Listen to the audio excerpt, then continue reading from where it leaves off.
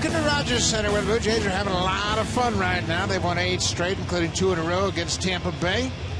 Tonight, Joe Maddon's team will try to snap their mini 2-game losing streak. Let's take a look at the lineup for Joe Maddon. It's David DeJesus, the leadoff man, and Evan Longoria, the third baseman. He's got a 6-game hit streak.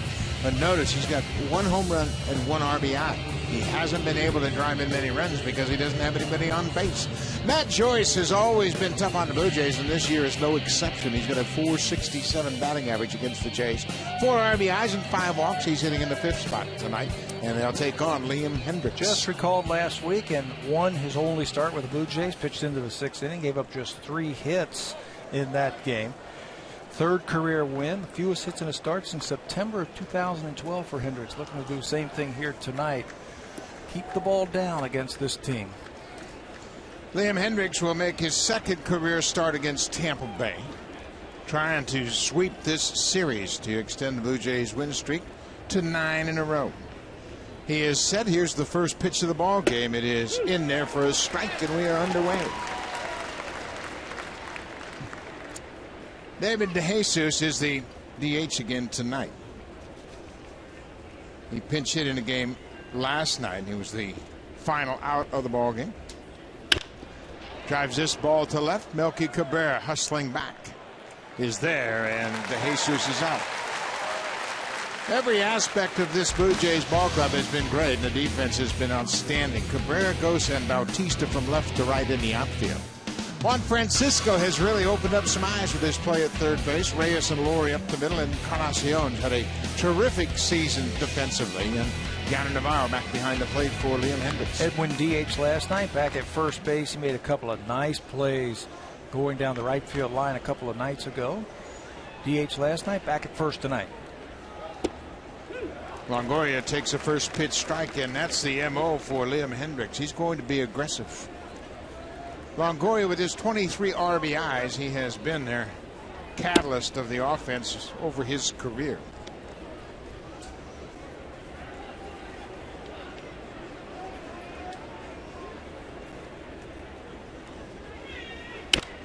Fastball is fouled back.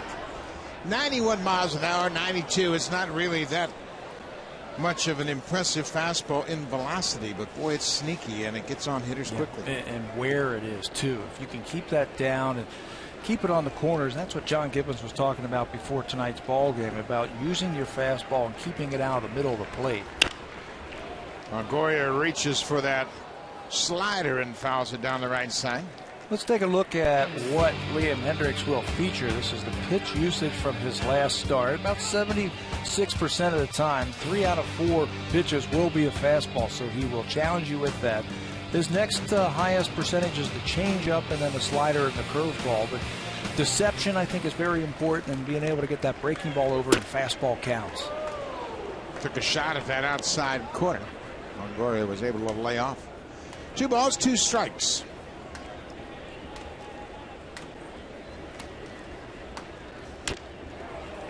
Changeup and fouled off Navarro.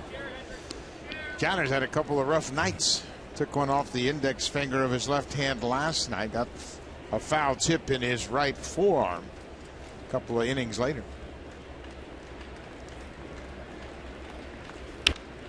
Another foul back. Looked like Yanner's wearing some kind of padding or is taped up there tonight after he got whacked on that backswing from Molina. There it is. A little splint. Longoria strikes out. 2 down. Liam Hendricks is 25 years old, making his 2nd start for the Blue Jays. And you go back and look at his first start through 79 pitches, and he was very effective against Oakland.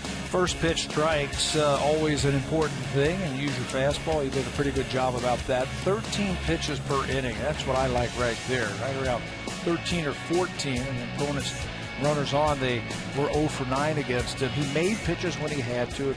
He threw his breaking ball when he was behind in the count, which is important. He spotted his fastball. Simple formula. There he misses with the first fastball to James Loney. Loney hitting in the 3rd spot tonight. Joe Maddon's just trying to come up with a combination in his lineup that can score some runs.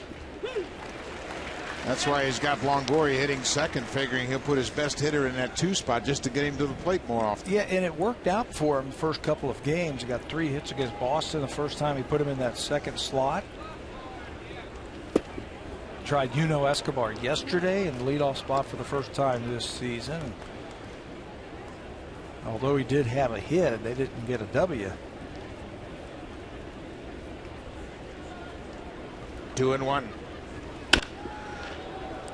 There's another fastball, basically right down the middle, and he's a little bit late. Escobar moving around in the lineup. He's down in the 7th spot tonight. But when you're scuffling the way the Rays are, managers will just do anything to try to get something going offensively. De Jesus leading off is the DH.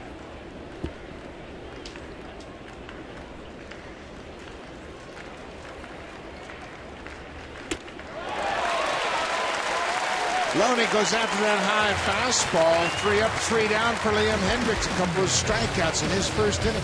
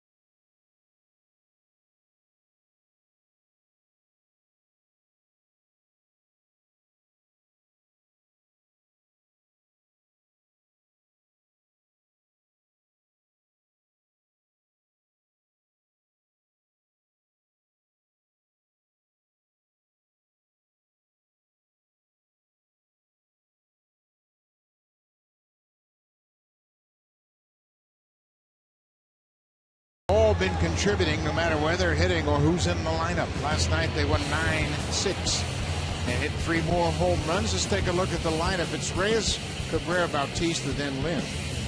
Edwin Encarnacion in the 5th spot, and look at his numbers in May. 14 home runs, 27 RBIs, and an OPS of 1.111. And then down in the 7th spot, Brett Lawrie has a 6-game hit streak. He's hitting .333. 3 doubles, a home run, and 4 RBIs, and Laurie's done a nice job of using the whole field and really putting pressure on the opposing defense. Here's another really good arm, the young arm of the Tampa Bay Rays. This is Chris Archer. He shut out the Red Sox for 6 innings in his last start. Now, he threw a career-high 119 pitches to go those 6 innings. That first time he went 6 since April the 25th. He's 2-0 in 4 career starts versus the Blue Jays.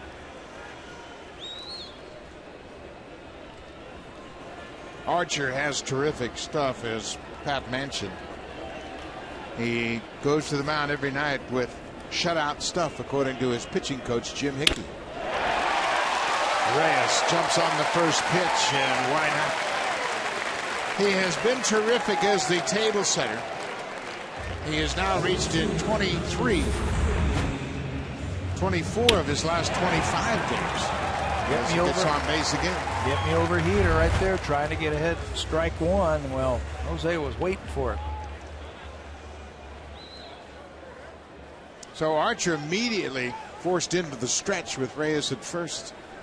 Pitchers would like to be able to throw a few pitches out of the windup to settle into their game. Melky Cabrera.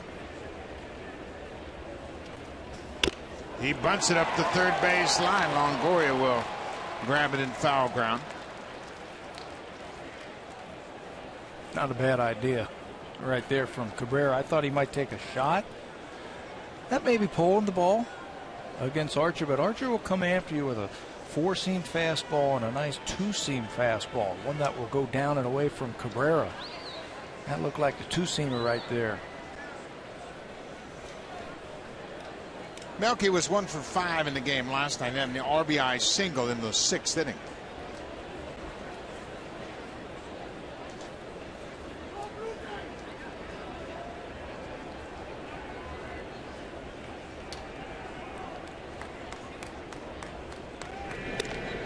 Reyes is 11 for 12 in steals this season. Got a stolen base last night.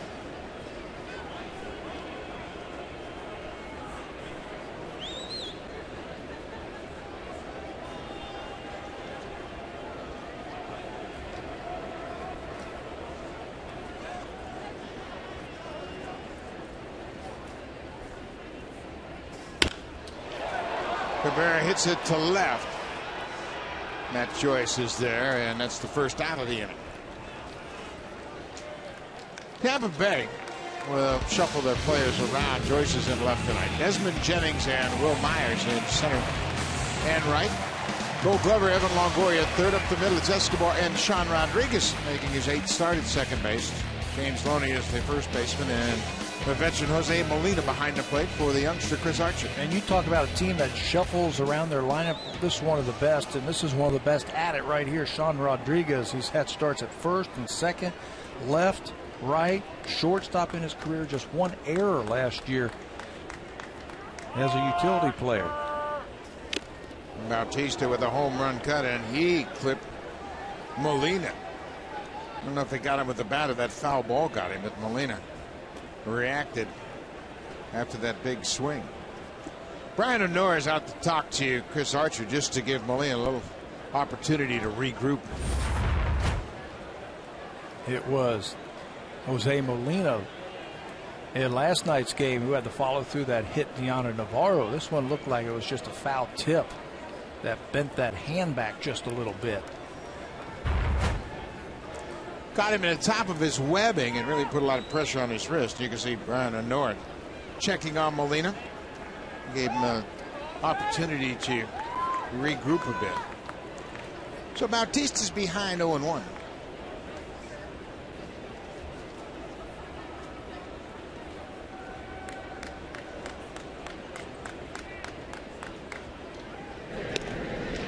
We have seen a constant adjustment of the defenses playing against the Blue Jays. And right now with Bautista at the plate, Sean Rodriguez, the second baseman, is playing more traditional at second than he has earlier. You see he's going to return to a little more straightaway position. Not as pronounced as the first series of the season when we opened up in Tampa. And that is because Bautista and Encarnacion have shown Joe Madden and his coaching staff that they will use that right side of the infield. Bautista sliced a couple of balls to right field for RBIs. Both Jose and Edwin are very good hitters. They're not just power hitters, and they can really use their hands well. Derek Shelton was making the note that they can both really handle the bat, which means they can take advantage of those shifts, and if you give them an opportunity, throw them away with the shift on them, go the other way. You know why? Because they practice it. You watch their first round, both of them this afternoon. They're shooting that ball to right field.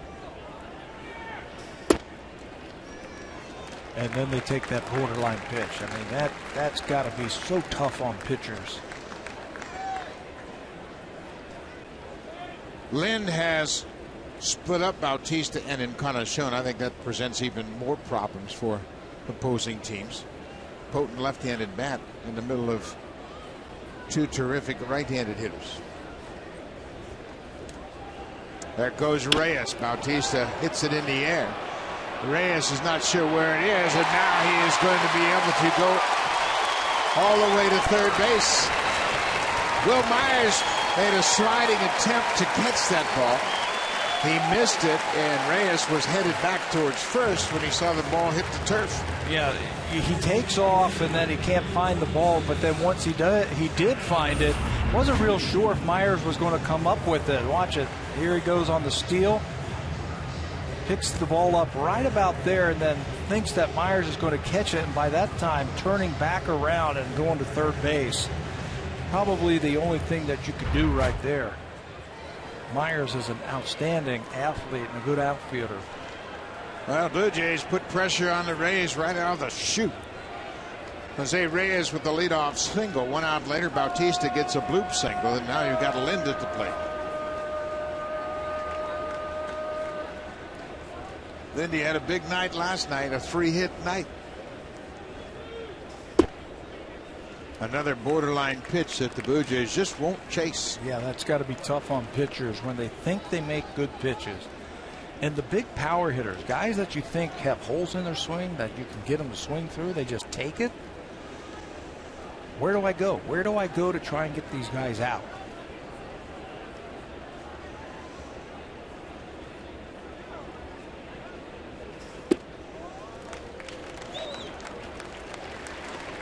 Chris Archer in an early jam. He just didn't have a chance to settle in tonight. Reyes hit the first pitch. Archer threw into center, and Archer immediately had to pitch out the stretch. And remember what he has done the last 2 nights. He has sat over there and watched the Blue Jays really swing it. Gets that fastball inside to Lind.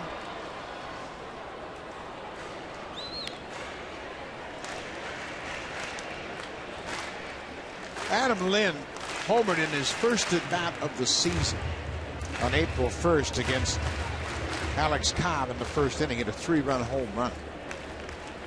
Hit it deep to center field down in St. Petersburg. Last night he went opposite field, hit the curveball out of the ballpark, and it was a pretty good pitch from Cobb.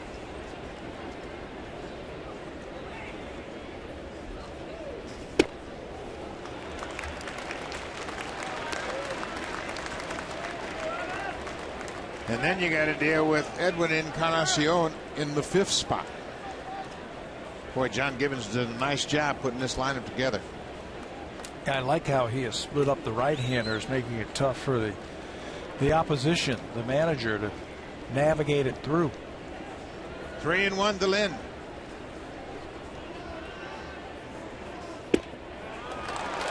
Bases are loaded.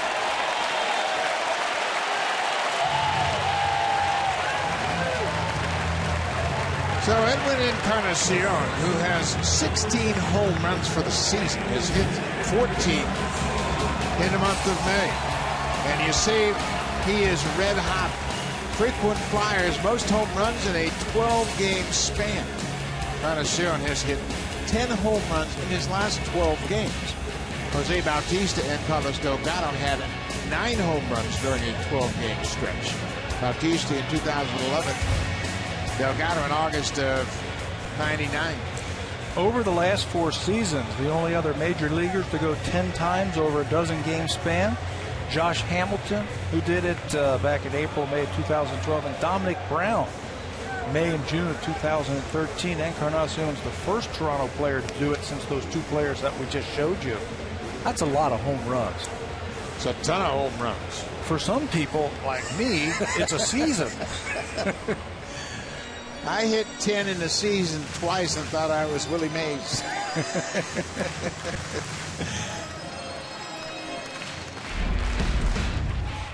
Last August, Edwin Encarnacion facing Chris Archer hit a tough breaking pitch down and away and hooked it into the seats of the left. That was a slider that was down, and he can go get it if he's looking for it. That is what Archer likes to do. He likes to run that 2-seamer in on the right-handers. Bases loaded. Reyes at third. Bautista at second. Lind at first.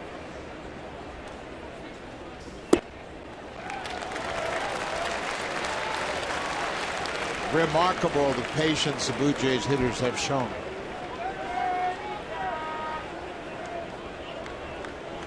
And Edwin has a game plan. He's looking for a pitch in an area right now.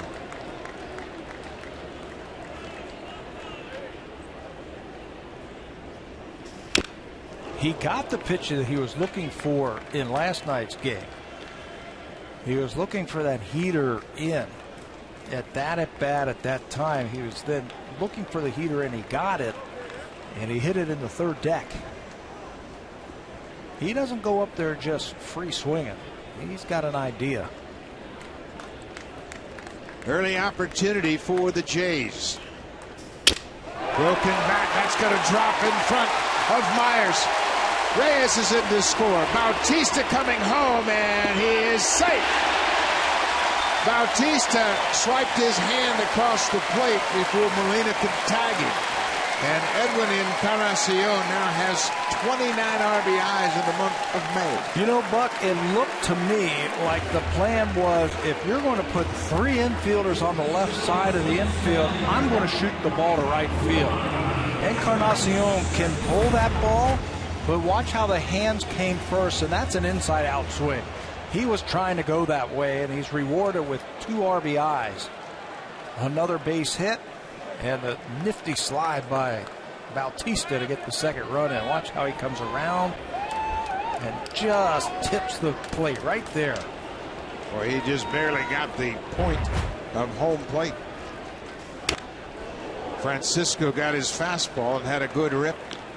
Bautista has played well in every aspect of the game. Offense, defense, base running, power. And he's been a terrific leader along with Edwin Encarnacion. Blue Jays score first again. Get him early. 2-0 Jays.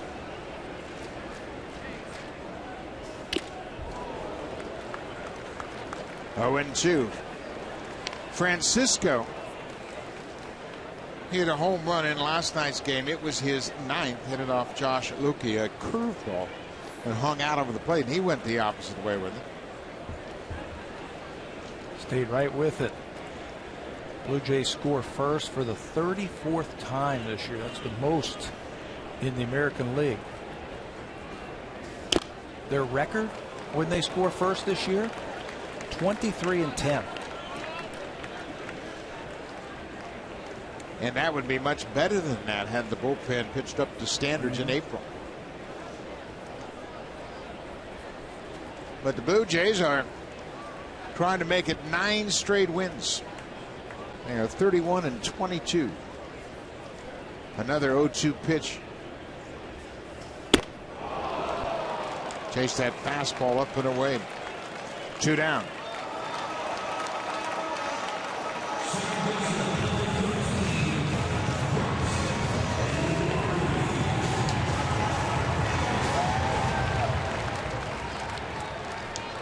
So the Blue Jays' best clutch hitter this season, Brett Lawrie, will step in. He has been terrific with runners on base. First pitch slider. He's got a good one. Chris Archer's slider is tight. It's about 87 or 88 miles an hour with late break on it.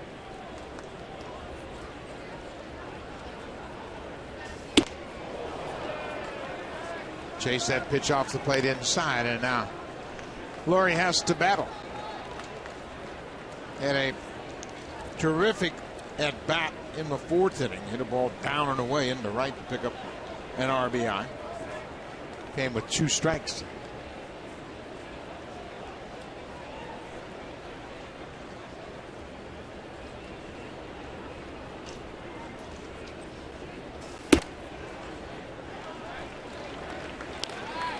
He chased it the first time, wouldn't chase it the second. 97 with that fastball. As we mentioned, Archer's got terrific stuff. Just a matter of harnessing it. He's 25 years old.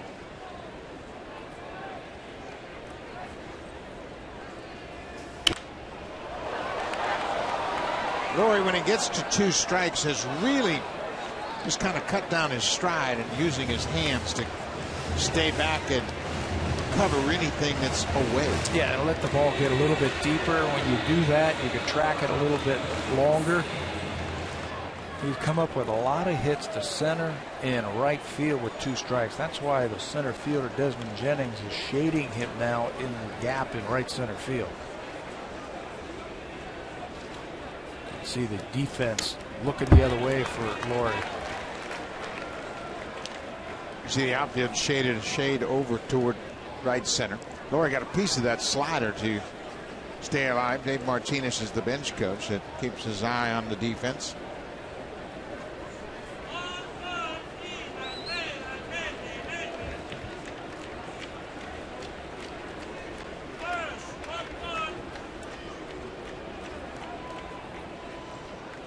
This is the third career start for Archer here at Rogers Center.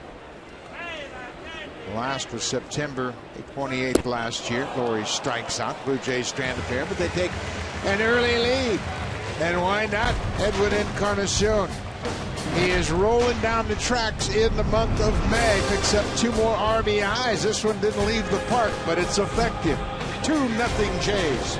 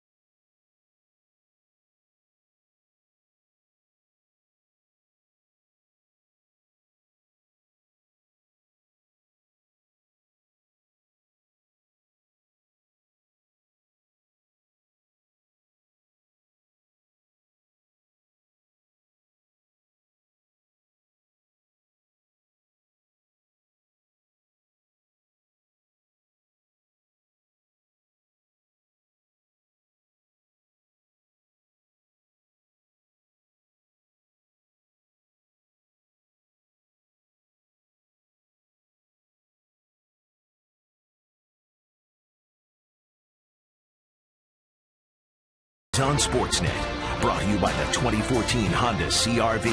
Honda, proud to be the official vehicle of the Toronto Blue Jays, and by Home Hardware, homeowners helping homeowners with expert advice. The Blue Jays have taken a 2-0 lead in the first. They have won 8 straight games, and during that 8 straight game winning streak, they've held their opponents to a 4 for 30 in the first inning. That's a 133 average, and the opponents have scored 1 run during these 8 wins. On the other hand, the Blue Jays as a club have hit 333 and scored 6 runs in the first inning. So the starting pitchers have been supported early by offense that is putting up crooked numbers a lot early in the ballgame.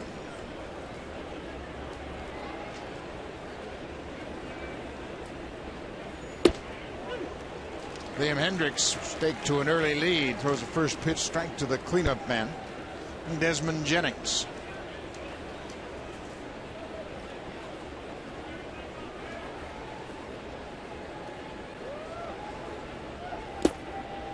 Changeup is bounced on the plate. Ball on a strike. Hendricks was terrific in the minor leagues, starting out at Buffalo. He went 5-0 as a starter there and walked just 3 batters all season long. He says he has changed his approach, more aggressive. He feels like he's got a better chance of competing now. I remember him when he was with the Minnesota Twins. There was nothing wrong with his stuff, but he continually fell behind, and he doesn't have that overpowering fastball. He doesn't have to nibble. What you have to do is you have to be aggressive. You have to make good pitches with your heater. Command the strike zone. And I think that's what he's talking about, just being aggressive. Hendricks was an outfielder as an amateur. They converted him to pitching once he signed as a professional. And I think he's just now learning the value of throwing a lot of strikes. Hitting is hard. And oftentimes pitchers give the hitters too much credit, and they try to make perfect pitches all the time, and they end up pitching behind. That was his last start, came April 20th, 2012 against Tampa Bay. Bautista, the right fielder, over in the alley, gets there and makes the pitch. Desmond Jennings is retired on the fly out to right. You know, one other thing that you can do with your fastball is change speeds with your fastball. You don't have to throw everything maximum effort. If you take something off your fastball and maybe sink it a little bit, that's 3 variations with 1 pitch.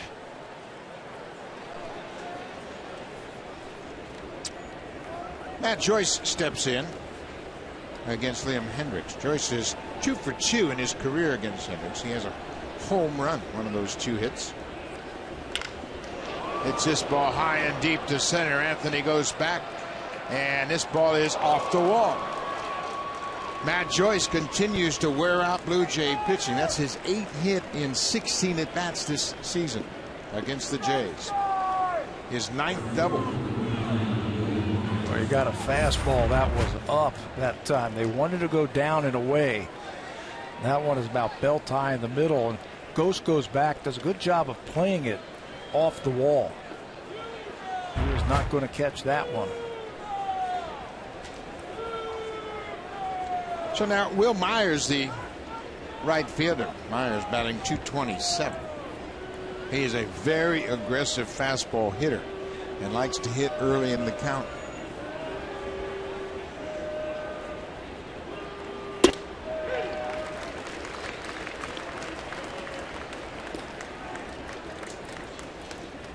Myers was acquired in a big trade with Kansas City.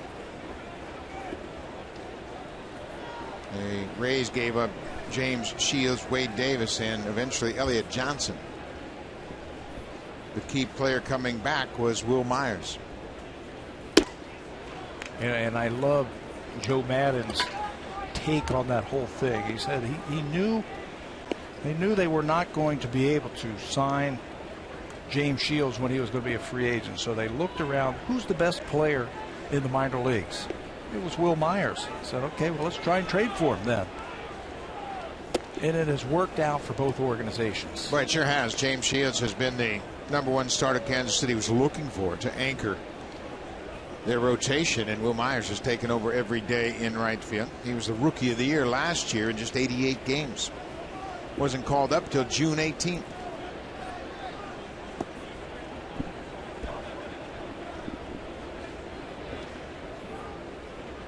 Two and one.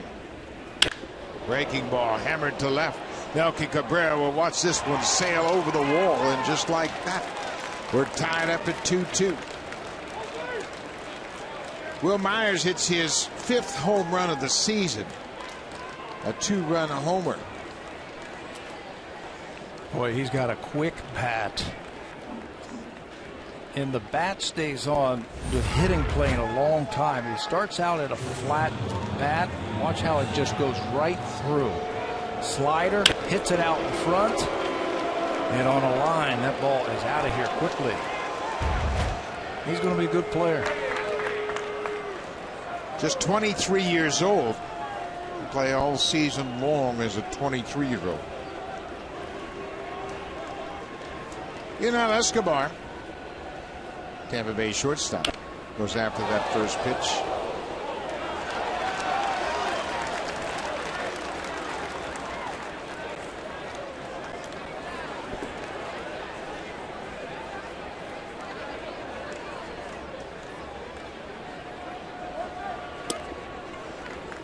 Hendricks pulled that one way outside, trying to get a little extra on that velocity. Ball on the strike.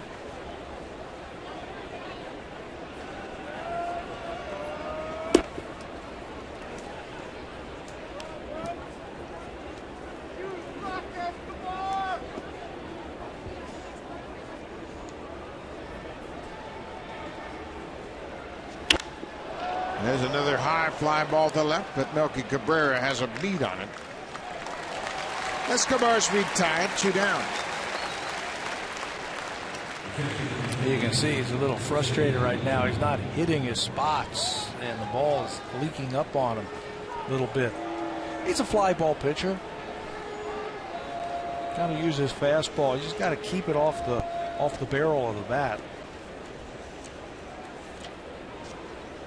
Pete Walker just really learning about Liam Hendricks. This is his second start. Hendricks was with the Blue Jays in spring training. Bautista comes in. Molina's retired on one pitch, and the inning is over. But a one-out double of Matt Joyce, the two-run home run. It's 2-2. Deanna Navarro will lead things off. Then Anthony goes to the number 9 hitter, back to Jose Reyes. He's already singled and scored tonight.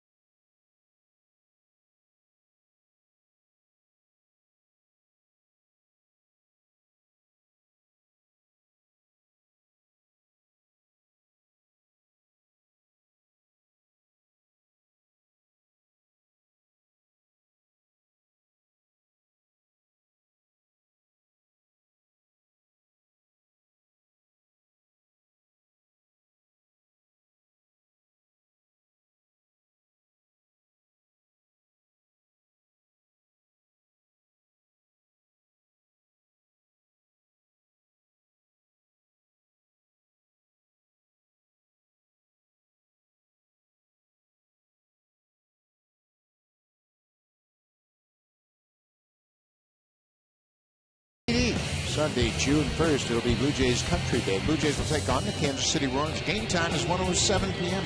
The first 20,000 fans will receive a Blue Jays cowboy hat, presented by TD.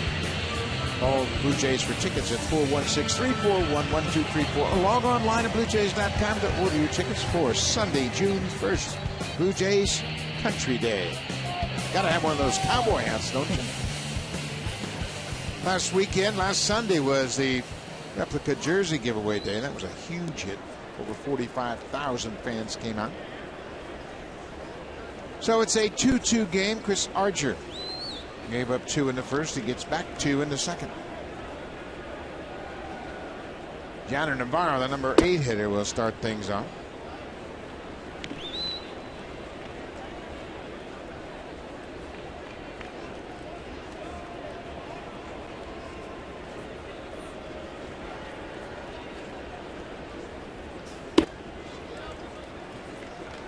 Two and 0. The Blue Jays are going to force you over the plate. And you can see Archer acknowledging Molina. Okay, I'll be a little bit more aggressive. Well, look what happened the last 2 batters of that first inning when they were a little bit too aggressive. Swung at pitches out of the strike zone. This is popped up over behind the Blue Jays dugout. And they both ended up striking out. I think you have to be patient with Chris Archer. He's got outstanding stuff, electric, but not always around the plate. I told you it took him 119 pitches, which was a career high last start, to go 6 innings against the Red Sox, and they were shutout innings. I think if you're patient with him, you're going to make him throw a lot of pitches. He'll come into the zone for you.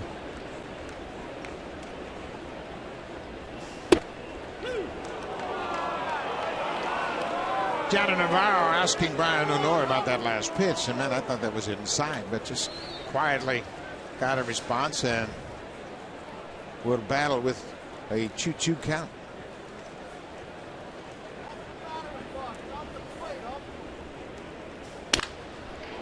Curveball, he hits foul.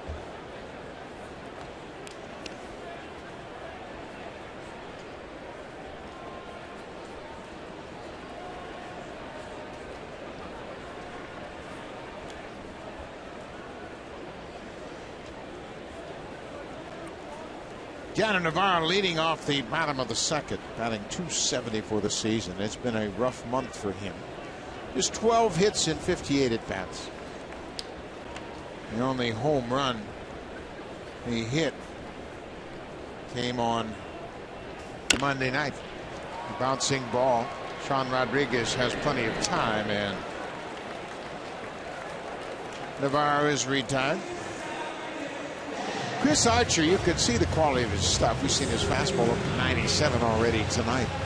Got a nasty slider in. Over his last 2 starts, the numbers are pretty good.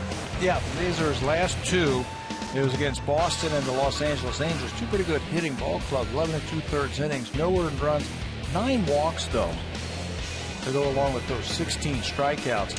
One thing he's done this year, it's been impressive. He doesn't give up the long ball. Anthony Ghost goes after the first pitch and flies out to left field.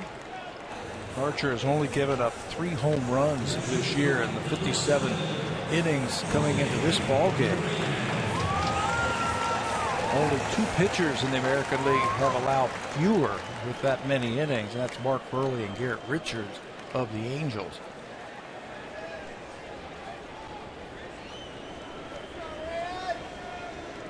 Top of the order, Jose Reyes hit the first pitch he saw for a single to center. Not going to hit that one. Little calling card right there. It's hard to say, as he's really trying to hit those corners, but he pushed Reyes back.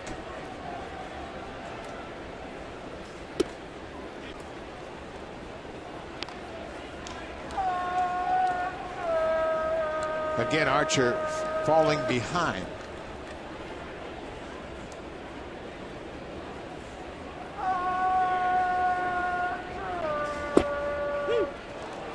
Well, there was a lot of movement on that 2-seamer. Yeah, he's got a lot of movement on it, and he will use that to the left-handers. Try to throw that right at that front hip and swing it right back over the inside part of the plate. Wouldn't chase that hard breaking ball.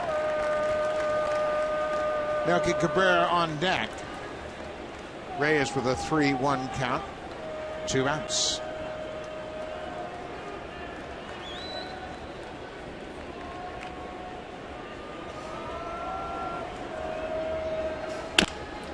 Bouncing ball up the middle. Sean Rodriguez won't have a play. Jose Reyes 2 for 2 already tonight.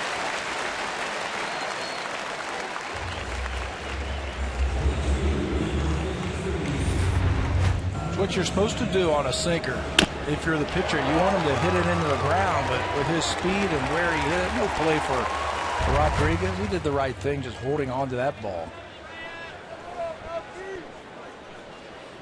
Archer has got a lot of movement on that fastball. Yeah, he should set his sights for the middle of the plate and let that ball work to the corners. Melky Cabrera flied out to left his first time up. Reyes looks antsy at first, like he wants to run. This is one thing that the Blue Jays can do this year is they can start a rally with a little infield hit like that, or a walk, something like that, because they've got a couple of players that can make things happen with their legs.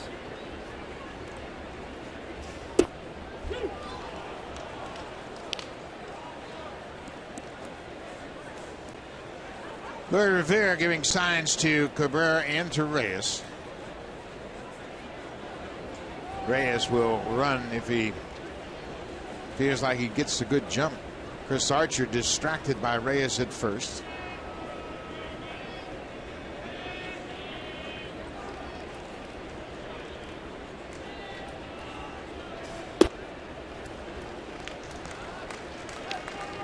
I spoke to Steve Tollison today about the mindset of defensive players with base runners on base that can run like Reyes.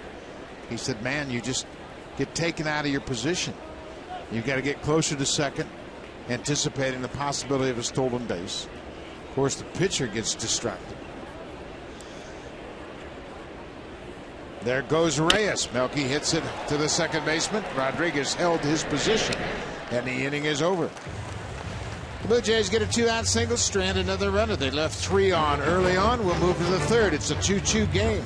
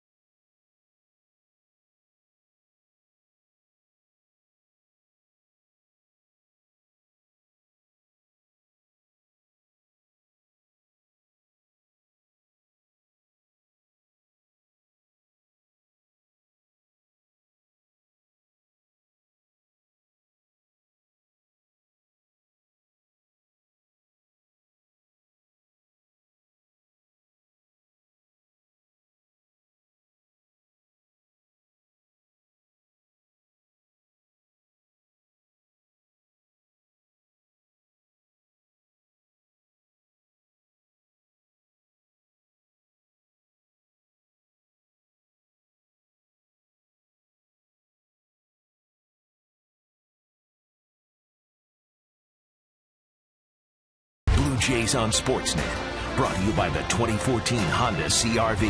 Honda, proud to be the official vehicle of the Toronto Blue Jays.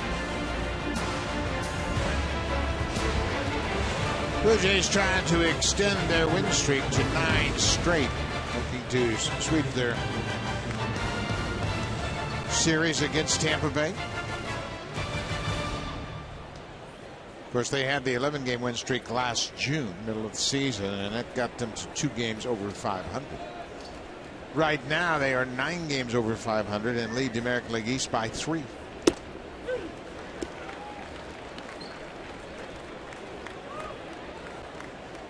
Sean Rodriguez batting 9th tonight, and he gets hit.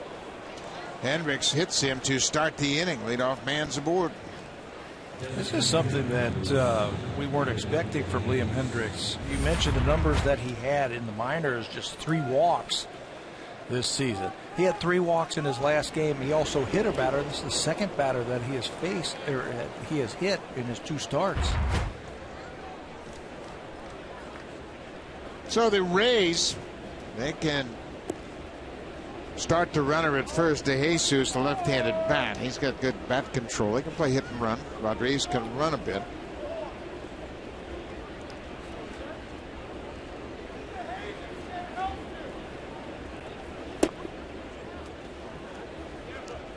First pitch changeup was downstairs.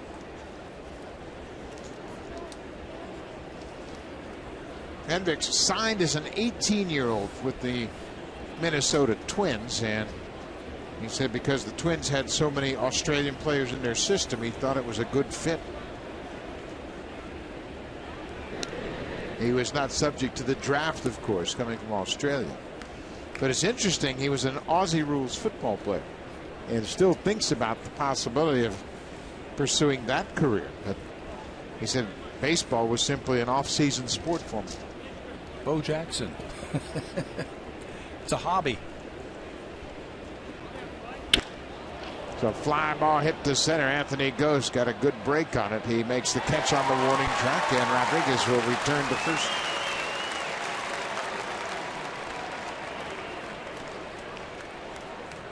Yeah, Hendricks' father was an Aussie rules player, played in the Australian Football League, and he was going to pursue the same path, but he went to the Major League Baseball Players Academy in Queensland, Australia.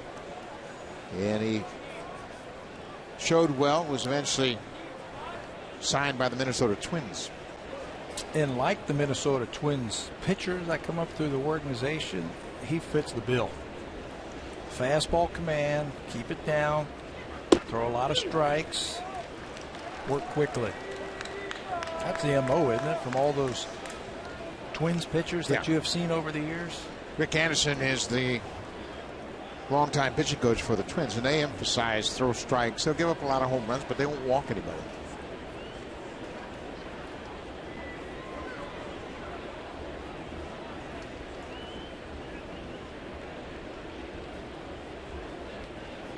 Longoria shoots this one down the right side into the seats. Evan Longoria struck out on a slider his first time up, one of 2 strikeouts the Twins had. Excuse me, the Rays had. Talking about Liam Hendricks.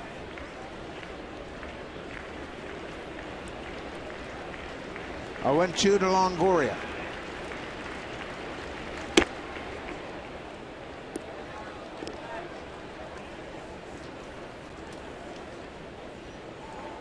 Sean Rodriguez just 1 stolen base this year. He's getting a huge secondary lead. As Hendricks is going to the plate, he's doing what you're supposed to do as a base runner. Get a big secondary lead and get that momentum heading towards the next base.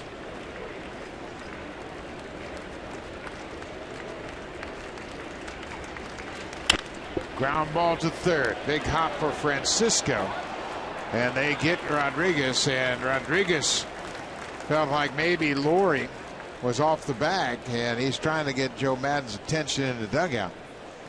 But he'll return to the Rays dugout. That's why you take a big secondary lead right there, so these kind of balls you can get down to the bag quickly and hurry up and make a pitch if you're the Blue Jays, because I think Brett Laurie was off. Yeah, Loney's taking his time getting into the batter's box to allow the Rays to look at the review. And you're right, it looked like Laurie left the bag. Dave Martinez. Get on the mound. Quick pitch him. They haven't gotten word yet, and Loney steps in, and evidently they didn't get enough evidence to challenge that play. But that's why you get that secondary lead. That's why I wanted to point that out, because of plays just like that, you could see how quickly he got down to second base. I mean, he was right on Brett and caused Brett to do that. Brett eventually made the play like a first baseman would make at first, cheating till that bang bang play went in the Blue Jays' favor. 2 outs now.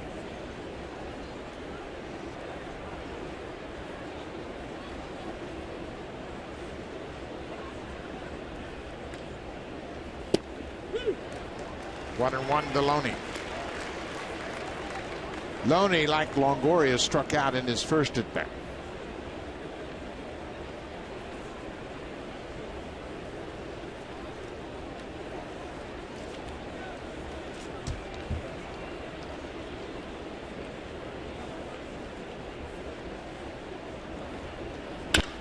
There's a high fly ball hit into center. Ghost is on the run at the track, at the wall, and makes the catch. Oh, man! What a catch by Anthony Ghost. Right up against the wall in center. That was going to score Longoria if he doesn't make the catch. And he takes one away from James and Loney. Terrific acceleration, great concentration. The timing is exceptional. Anthony Ghost does it again with his glove.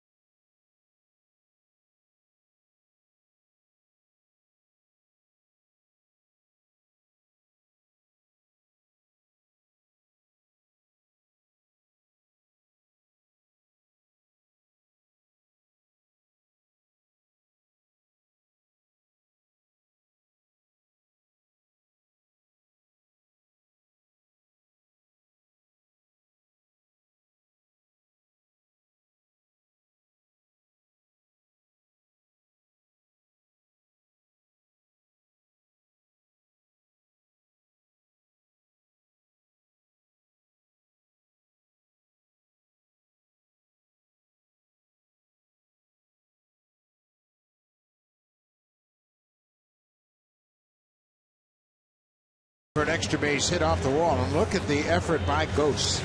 In Liam Hendriks' last start, Anthony Ghost made a nice catch in center field, and he's a fly ball pitcher. He just had 5 balls on the ground his last start, so you better have some good defense in the outfield, and this is an outstanding catch by Ghost. He knew exactly where that ball was going to come down, ran right to the wall and timed his jump perfectly.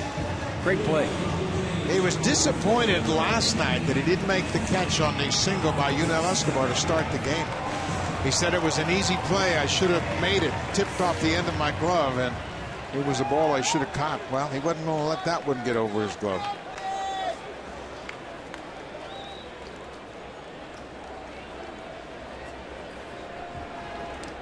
Jose Bautista singled and scored his first time up.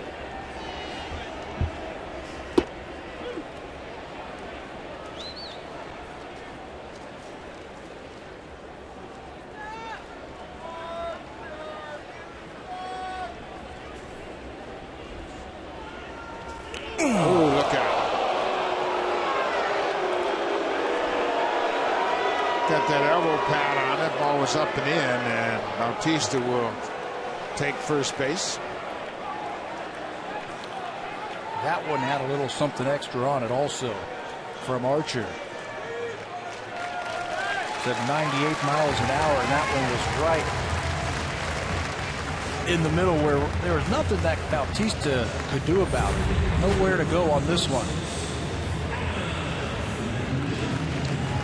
Boy, that came awfully close to his face. It clipped him in the chest.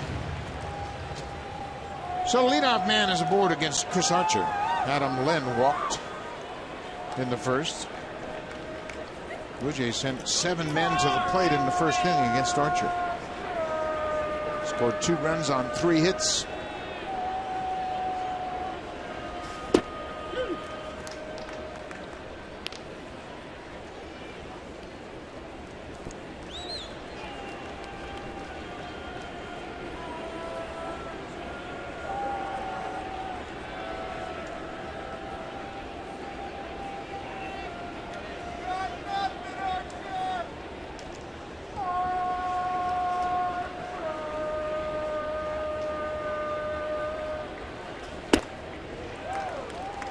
Ball and a strike.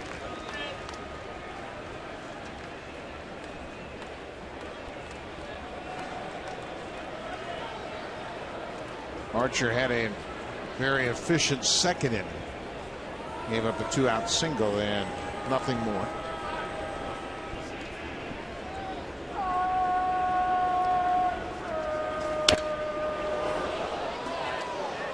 Adam Lynn in the 5th inning with a man on facing Alex Cobb last night. Breaking ball down and away, and he stayed right with it. He went through the baseball on that curveball down and away. That's a good piece of hitting right there by Adam Lynn. Second time that he has gotten Alex Cobb this year. Hit a 3-run home run off of him on April 1st in St. Petersburg.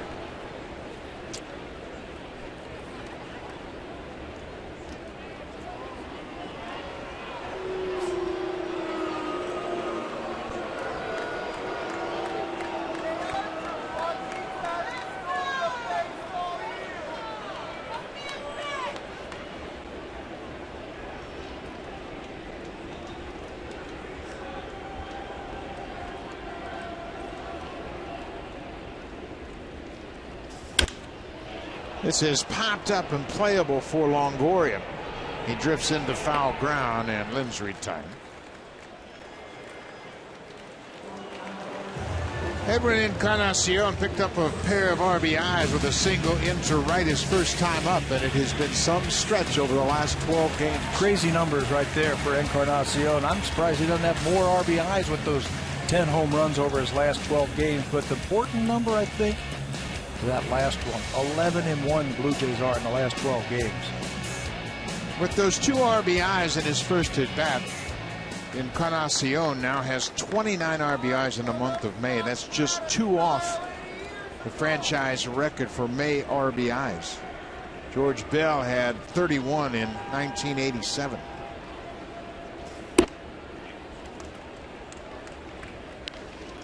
Everybody was concerned about Encarnacion after he had a slow April. Last April, 2013, he had 9 home runs and drove in 20. But his numbers were down this season in April. Not the case anymore. Yeah, he's just evening things out right now.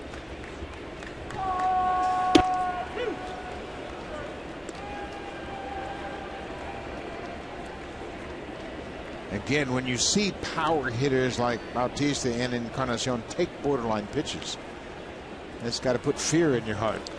Yeah, if you're the pitcher, you say, like, okay, I thought I threw a pretty good pitch and he took it. Where can I go to get somebody out? That's a good pitch. Late movement brought it back over the outer portion of the plate. You can see he's a very deliberate pitcher, Chris Archer. He takes, they actually time him 26 seconds in between each pitch, which is the slowest in the American League. So he's very deliberate, takes his time when he's out on that mound.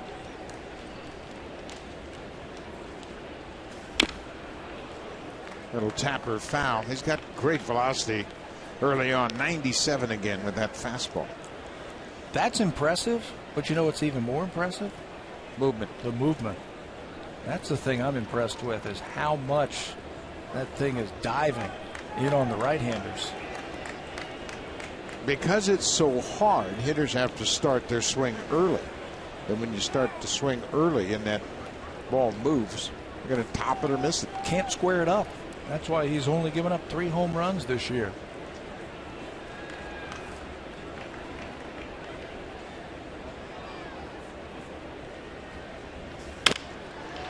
Bouncing ball to short. Escobar to Rodriguez, back to first. A double play will end the inning. Chris Archer has sorted things out after a slow start. They'll go to the 4th. It's a 2-2 game.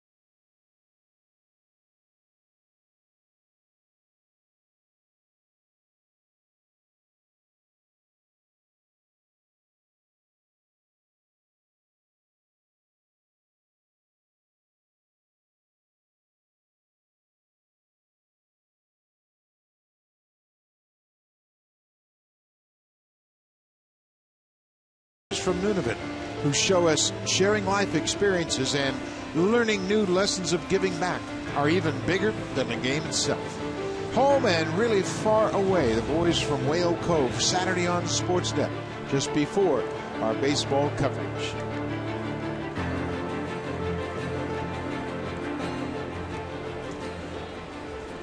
We move to the 4th. It's a 2-2 game.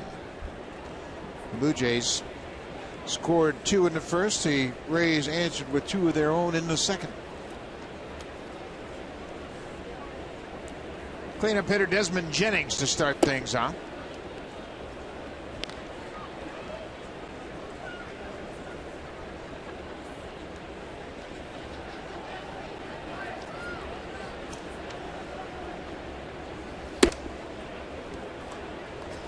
Hendricks a little bit more up in the zone than he wants to be.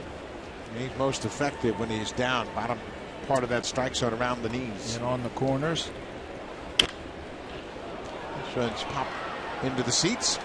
Gibby was asked that today in the scrum about pitchers that don't have that overpowering fastball. What do they have to do to be major leaguers and get guys out? And he said he's got to be able to keep it on the corners. Number one, you got to keep the ball down, change speeds until you're breaking ball over in fastball counts. And if you do that, you've got a chance. What you can't do is make mistakes.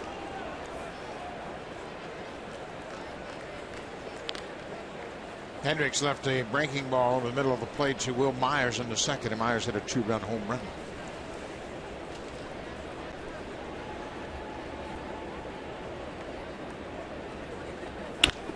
There's a high, deep drive to left. This ball is trouble. It is foul.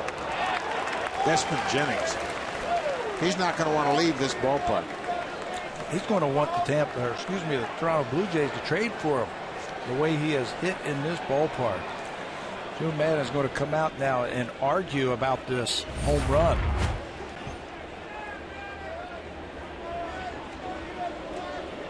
Yeah, you can see that it was clearly to the left of that foul netting. And they're going to have a look at it. Now the umpires are going to go to the review, and there's no way. Way over to the right. You know, he's got the best seat in the house right there. Besides the umpires, he's sitting right down the line. And he's saying no way that ball where it hit, that it was a foul ball. The ruling on the field is that it was a foul ball. And now the umpire, Brian Renoran, the crew chief, is with Marvin Hudson, who made the call, the third base umpire. And this is the procedure. This should be the definitive angle right here. The ball is hooking down the left field line.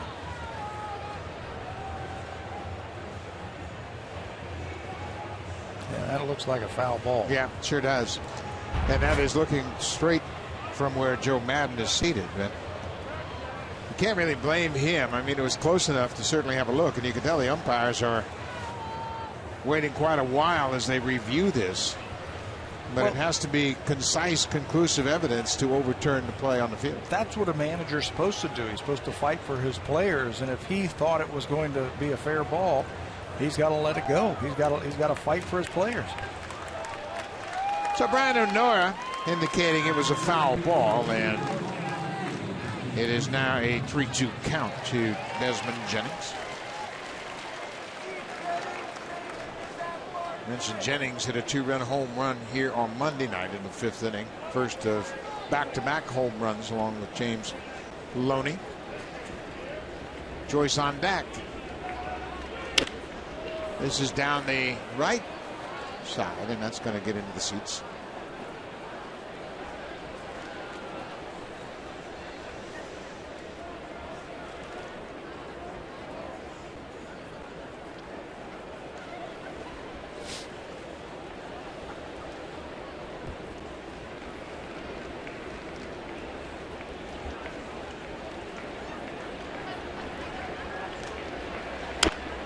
Off-speed pitch, pulled foul. Looked like a changeup, and that's what I mean about being able to throw the off-speed pitch when you're behind in the count. He's in the fastball count right here. Threw a changeup, and Jennings was able just to foul it off. This is a scary guy at the plate right here. He's got a short swing, and he's got a lot of power. Hits this ball to center. Anthony goes again on the run. He's got room. This is a much easier play than the one he made on Loney to end the third.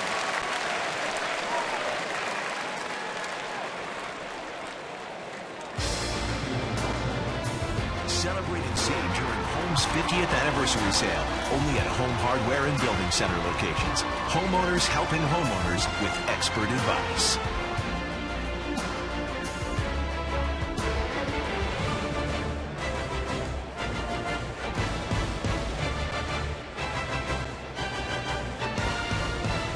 It's a 2-2 game. Matt Joyce hit a double to center field ahead of the Myers' home run back in the second.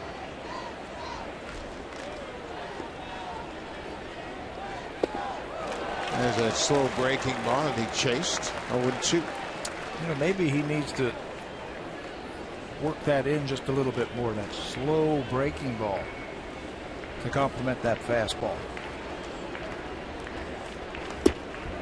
It's a little harder breaking ball there, and Joyce checked his swing. Well, he has all 4 pitches. Fastball, slider, curveball, changeup, and just have to use them all. Keep those Tampa Bay Ray hitters guessing. There's another slider almost in the same spot, and Joyce strikes out.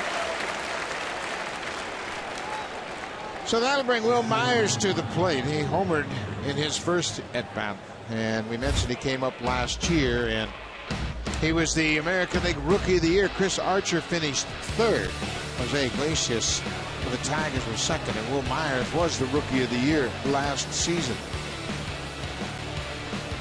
Myers hit .293 with 23 doubles, 13 homers, and he drove in 53.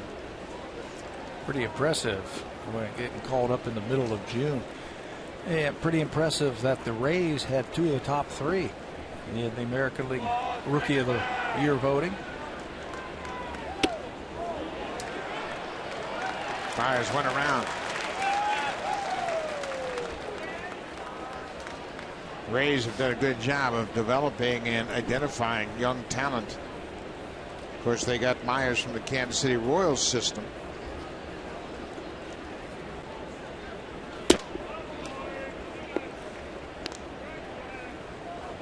Chris Archer actually was with 2 different organizations before he came to Tampa Bay. He was drafted originally by the Cleveland Indians and then traded to the Cubs.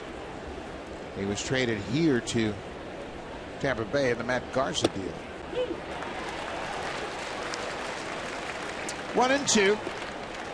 Tell you the kind of athlete that Will Myers was. He was a catcher, and they put him in the outfield because he's such a good athlete.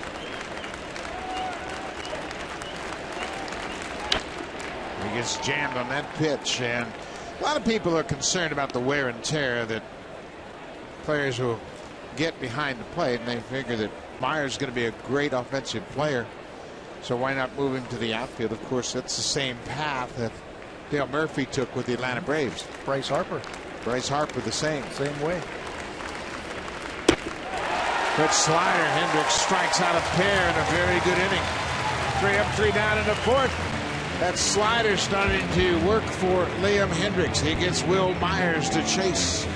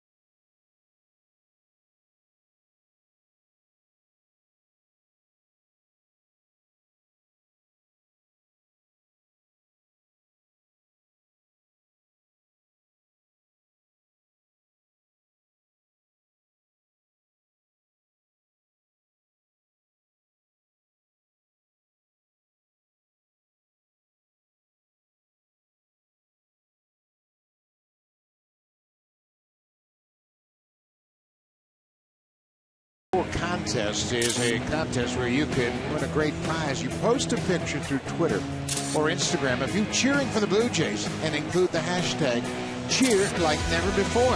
One lucky winner will be selected to attend the 2014 MLB All-Star Game in Minnesota. Contest closes June 14th. For more information, visit BlueJays.com/Rogers Contest for full contest rules. Great opportunity to go to the All-Star Game, so all you got to do is take a picture of yourself enjoying the time and cheering for the Blue Jays. And then you might win a trip to Minnesota for the Midsummer Classic. I don't think I could do that. I don't have Twitter. You would never be able to fill out that entry form. Nope. Juan Francisco struck out his first time up.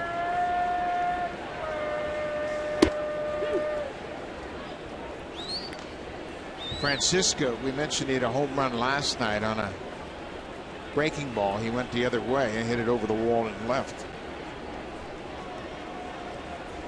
His 9th home run of the season. That one looked like it might have been a little high. I don't think they're going to feed him a fastball unless they absolutely have to. Right now, Juan's got to prove that he can hit that breaking ball. Coming back with another slider. And he strikes out. Archer threw that ball in a good spot inside. That's 3 strikeouts now for Chris Archer. Pretty filthy. Slider again about 87, 88 miles an hour and right under his hands. As a hitter, you see fastball, you start to swing and it disappears. That might have been his best slider of the night right there. Yeah, he's getting better as the game's going on. That happened, excuse me, Buck, in his last start. I saw some quotes after that game that Archer was saying, I was piling up the pitches and I ended up throwing 119, but I felt like I was getting stronger as the game wore on. Making some quality pitches again.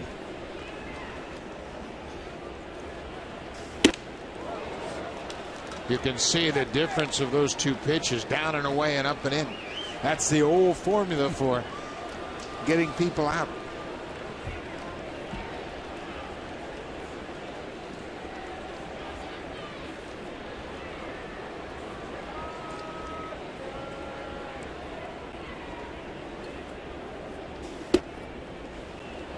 Laid off that fastball. Boy, it's still 96 with a lot of late movement. Keep working him. Keep making him throw some pitches. Don't help him out if you can. Can help it. Make him throw pitches, and if he's on a pitch count after that 119, maybe you get him out of here. Bouncing ball towards short. Big hop for Escobar, and Laurie is safe. That extra big hop allowed Laurie to beat it out at first. An infield single with 1 out. Well, anytime there's a close play, the players are going to side with their team. This ball, that big hop, it takes him just a little bit longer to get the ball out of his glove throw on the run. And you can see from that shot right there, Brett Laurie stepped right on the front of the bag, and it looked like he beat it. Well, you saw what Chris Archer thought of the call. He thought Laurie was out. Joe Madden taking his time to come out and talk to Doug Eddings. Again, Dave Martinez is on the phone.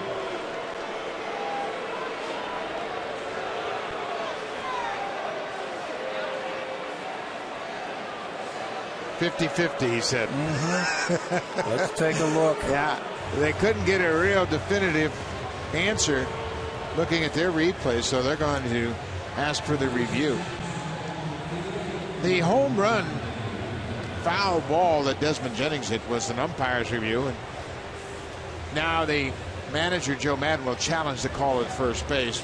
Call on the field, of course, is that Laurie beat the throw, and it's an infield single. There's not enough evidence there to turn that one over. This shot, it looks, watch where the foot hits. Just on the bag. He hits the front part of the bag where you're supposed to go. Right there. He's on there. You can still see the ball in the glove. Yeah, that looks like the best angle, and they have ruled that the call on the field will stand. Laurie has an infield single with 1 out. See, I wouldn't waste my challenge on an infield single like that. I would wait for part of the game where it might cost me a run.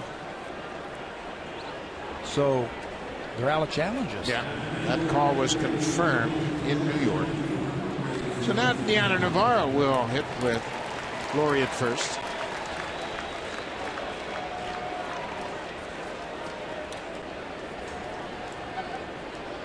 So Tampa Bay no longer has a challenge available. Lost their challenge.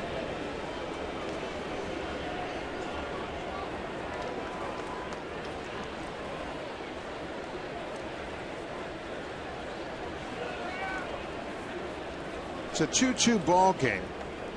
Tampa Bay has lost the first 2 games of this series.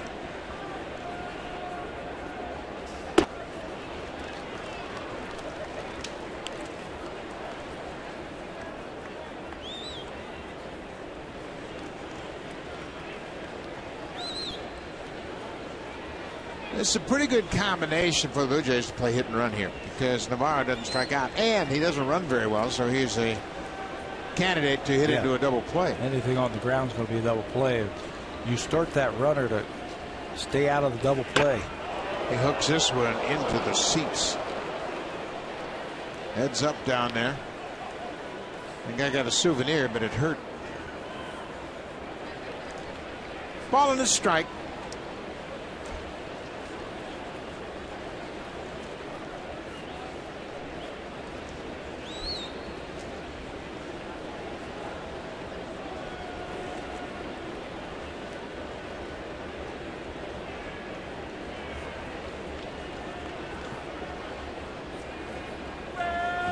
Not going, and there's a strike with the breaking ball. 1-2.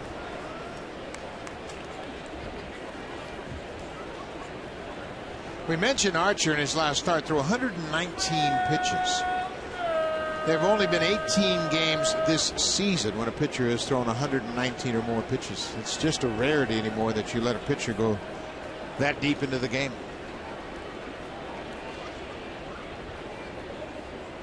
There goes Laurie. It was the hit and run, and Navarro fouls it back. You know, especially a young one with the upside that Archer has. Maybe an older guy or a guy who doesn't throw as hard. You know, maybe an R.A. Dickey who's a knuckleball pitcher. Yu Darvish had a big outing. I believe the 8 2/3. Darvish has had 2 of those games. 8 2/3. He threw 126 pitches. 126, that's right. That was against Boston. Cole Hamels threw 133. That's the most one pitcher has thrown in a single game. Strike 3 call. He caught that inside the corner. So Anthony Gose was upset last night when he didn't make a catch on the first ball hit by Yunel Escobar. Ball slicing away from him, said it just tipped off of his glove. Well, he made up for it here in the 3rd inning with a runner on. This is going to save a run for the Blue Jays. He gets back, times his leap perfectly, right up against the wall. Shades of Devon White in center field for the Blue Jays. Gose checked his swing, but according to Marvin Hudson down at 3rd, he went around.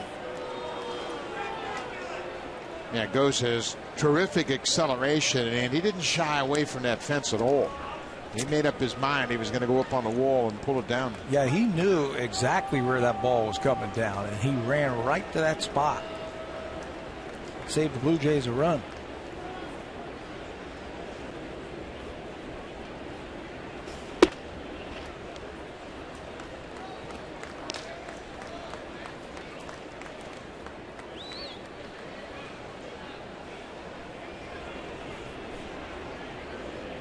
Reyes is on deck if Gose can keep the inning alive. Reyes is already 2 for 2 against Archer.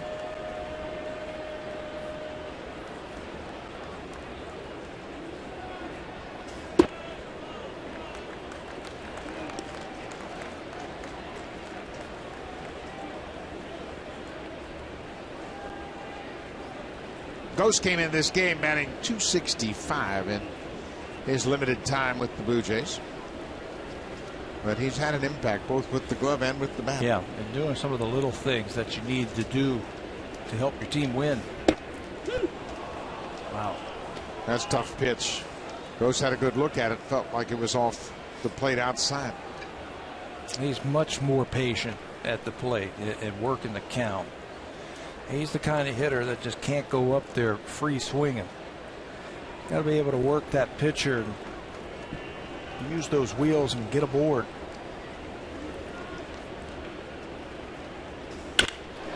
Ripped into right field. Brett Laurie is headed to third.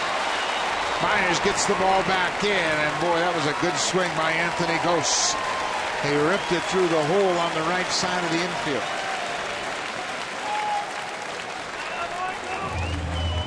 Just use your hands. You can generate a lot of bat speed by just using your hands. Ball ripped into right field. Laurie goes all the way to third base. First of all, he lets the ball pass, and then makes it easily. And now there's some speed on the bases and a good hitter at the plate, so the Blue Jays liable to do anything. This is just the 16th game this season for Ghost in the big leagues. We mentioned Reyes. He's 2 for 2. A couple of singles. Ghost has a big lead at first. Not running. Reyes obviously seeing the ball very well out of Archer's hand tonight. He's a table setter and hasn't really flourished in these situations. Batting .226 with runners in scoring position.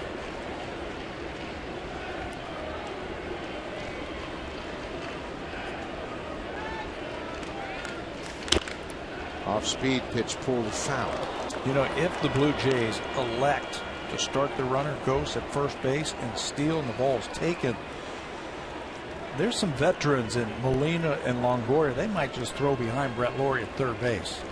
They'll give Ghost second because he's got such a big lead and he's so fast. They might try and throw behind Brett, so he's got a heads up over there. They might even try a pickoff. You can see Longoria looking in for the signs from Molina.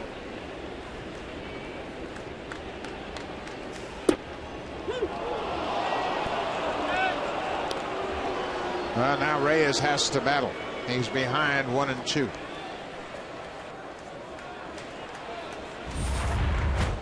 Tough breaking ball. And Jose follows it all the way into Molina's glove. 1 ball, 2 strikes, 2 outs. Runners at the corners. It's a 2-2 game.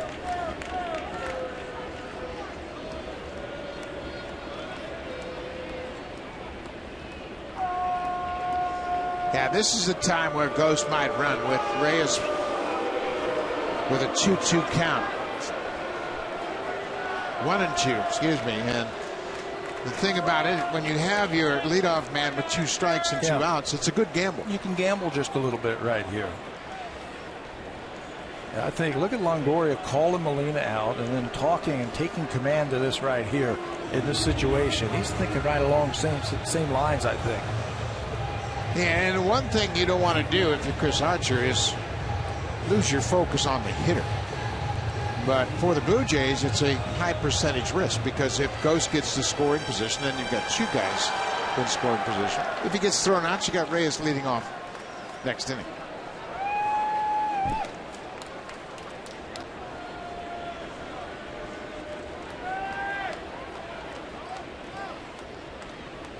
Ghost is not running. There's strike 3 call. So Archer continues to make some quality pitches. He strikes out the side, gives up a couple of hits, but the Blue Jays leave 2. Now we'll go to the 5th. It's a 2-2 game, and it's time for a Blue Jays Central update.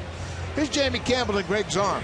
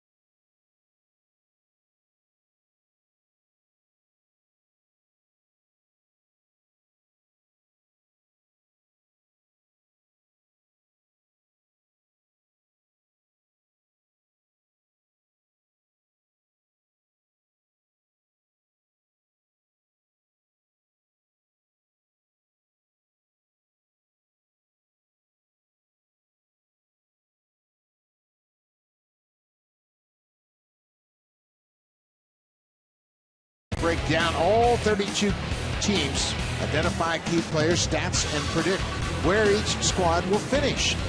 Buy it on the newsstands or at www.sportsnet.ca/magazine. The World Cup preview with our Sportsnet magazine. Well, that's a great cover. And don't forget, too, if you want to find out about the roof, you can listen to 680 News for the Rogers Center Roof Reports. He'll tell you if you're in for an indoor game or an outdoor game, beginning 3 hours before each home game.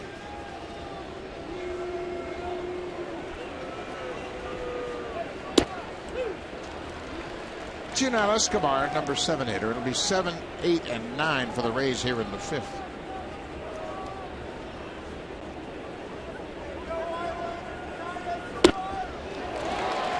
Changeup really had him fooled. He was out in front. He had one thing on his mind, didn't he? Lift.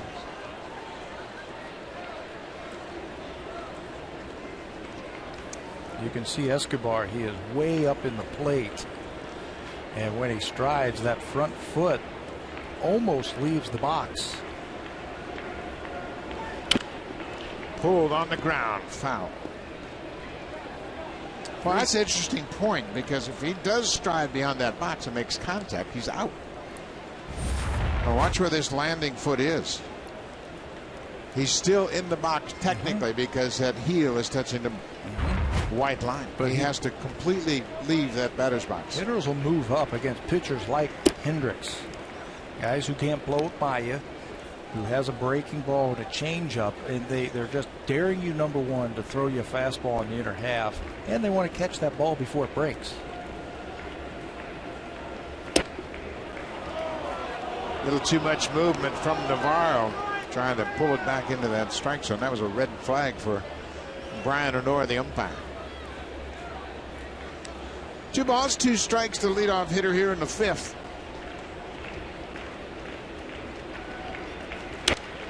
Good spot. Boy, he hit that spot down and away.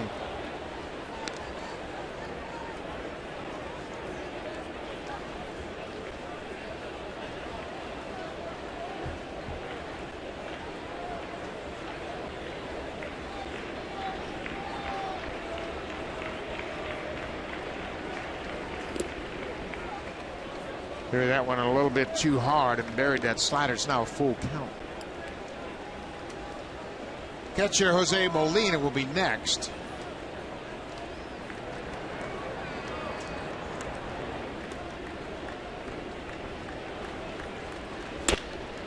Another high fly ball into center.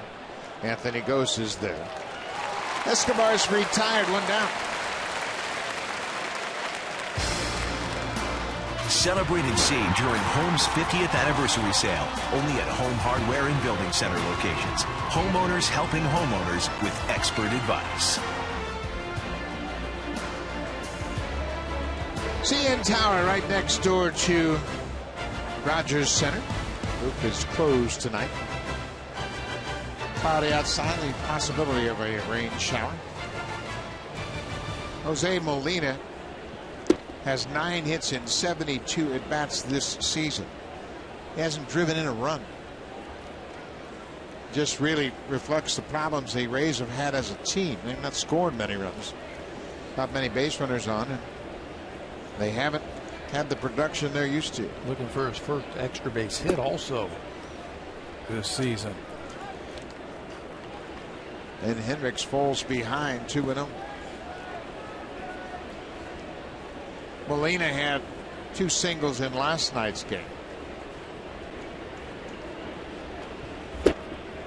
Now 3-0. Ryan Hannigan was placed on the disabled list this afternoon with a hamstring injury, and you could see game 1 he was really hobbling around behind the plate. He was reluctant to go on the disabled list. He's had a history of injuries and he wanted to stay active, but he really wasn't productive. That's Ali Solis, the extra catcher. There's another base hit for Molina. Fell behind 3-0, and he knew he was going to get a fastball and rips it to left.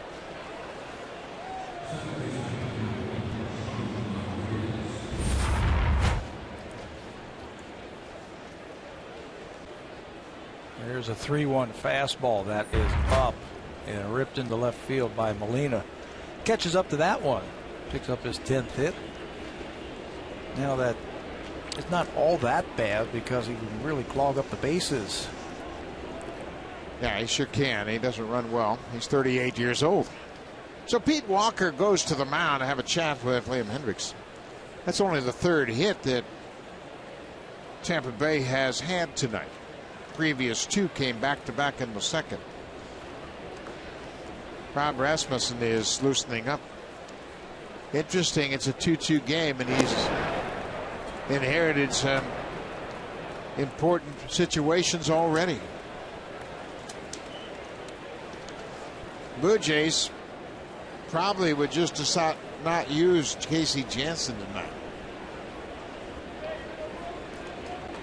Jansen picked up his 8th save in last night's game.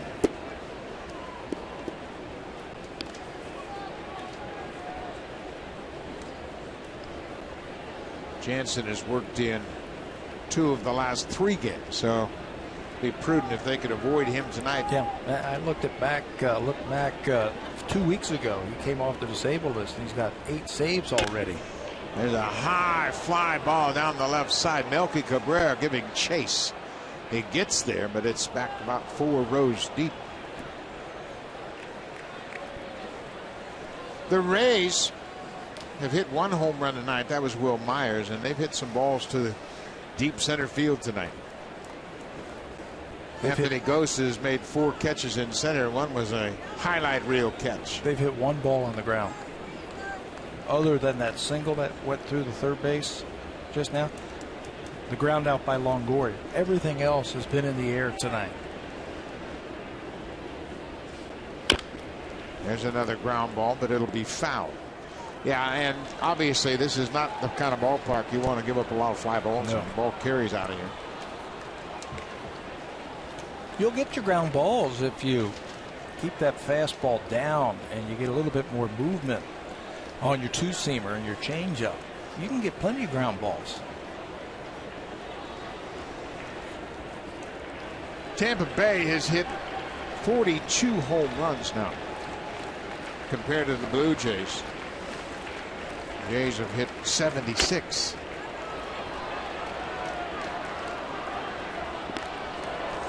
Those even number pitches in that pitch tracker are the concern. Yeah, they're up. Got to be able to get that ball down, stay on top of that slider, really get it down to the outer parts of the strike zone. Looks like he's getting under those pitches. There you go. Had to reach for that one. We want to remind you that if you want to get breaking news, stories, stats, and scores, follow us on Twitter at Sportsnet. And they'll keep you up to date on everything. Got a great cast of writers and folks at the ballpark that'll keep you up to speed. Just log on to Twitter. Down and away. 2 balls, 2 strikes. It's a tie game at 2. Blue Jays trying to extend their win streak to 9. And the interesting part of the win streak is the fact that starters have won all 8 games.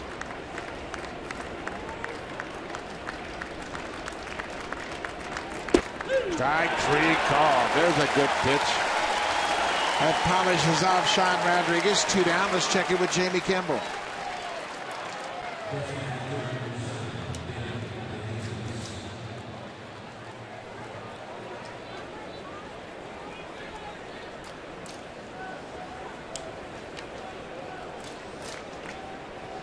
Giovanni Gallardo gave up that home run to Cruz. It's Bud Norris for the Orioles, and Gallardo won a game with his bat.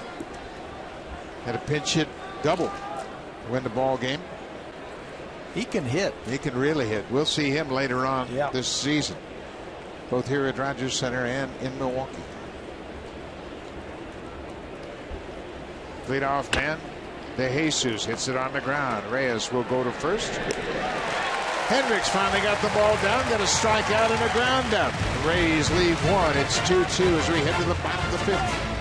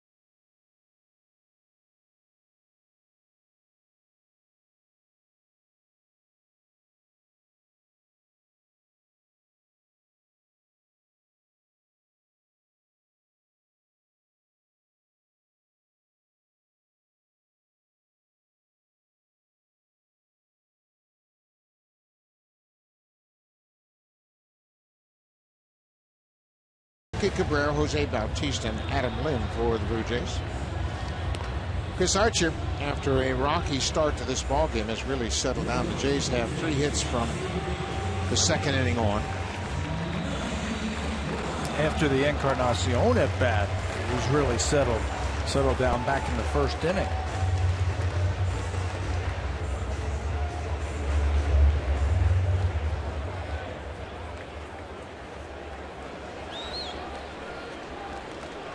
Melky Cabrera has flied out and grounded up.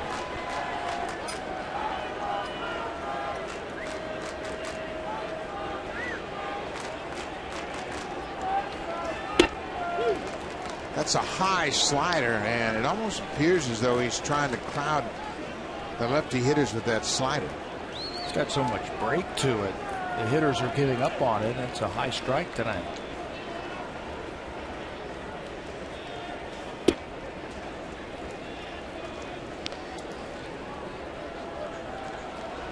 Melky Cabrera started this game, was second in the American League in hits with 70. Jose Altuve, the second baseman of the Astros, has 72.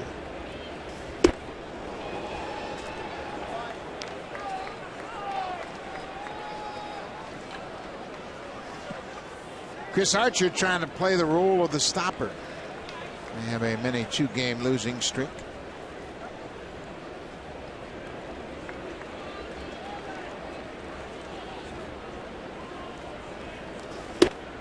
Well, there's a good fastball, 98 miles an hour, blows it by Cabrera. Jose Bautista has been on base twice. He singled and was hit by a pitch. Take a look at the home run with the Blue Jays, the franchise rank. Jose Bautista with 180. He's 5th in the franchise history. Lind is 8th. And Encarnacion has 140. He is just 3 behind Lynn. He's 9th. 3 of them in the lineup in the top 10. There's a ball driven to right, but that's going to hang up for Will Myers. Bautista's out on 1 pitch. Told you they have a lot of power. 3 in the top 10 playing at one time in franchise history. And there's been a lot of home run hitters come through here over the years. Lind is the only one that has played his entire career as a Blue Jay, only one of those 3.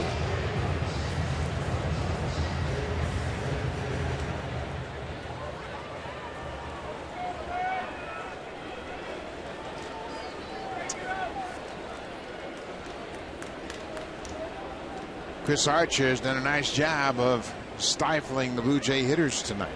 He scored 2 runs on 3 hits in the first.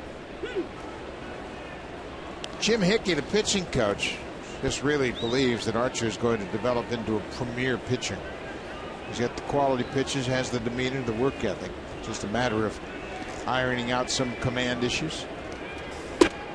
And getting that pitch count down. We told you that through 119 his last start, 6 innings. We failed to mention that he had 11 strikeouts in that game against the Boston Red Sox. And that'll run that pitch count up when you strike that many players out.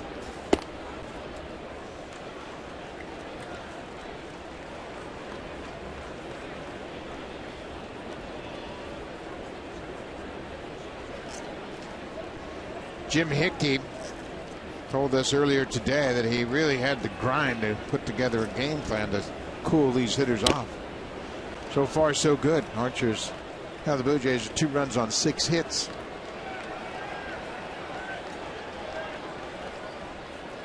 We always like to catch up with the manager, coaches of visiting teams just to see what's going on with their team. And we didn't see Jim Hickey until today, the final game of this 3-game series. And we asked him where he was. He said, "I've been busy, man, trying to figure out how to cool off these red-hot Blue Jays." Can't pitch them the same way as you saw them in the first series of the season. Remember that when we went down there and Bautista and Encarnacion came up, you had 3 infielders on the left side of the infield. Well, they have shown that they can go the other way, so they're straightening things out. Molina reminding Archer to stay on top of that fastball. Encarnacion has the 2 RBIs for the Blue Jays tonight. A single to right in the first.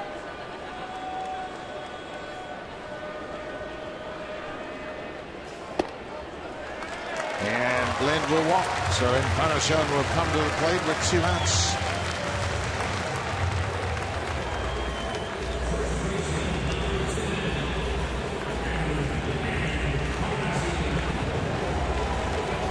To mention those 2 RBIs for Edwin in the first give him 29 for the month. George Bell has the franchise record for RBIs in May. He had 31 in May of 1987.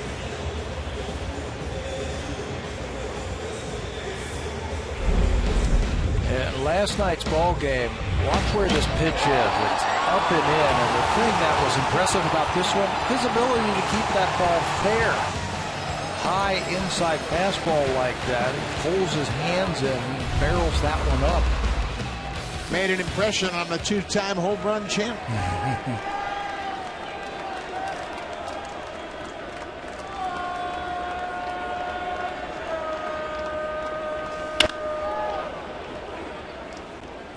Looking for that inside heater, just a bit too far inside.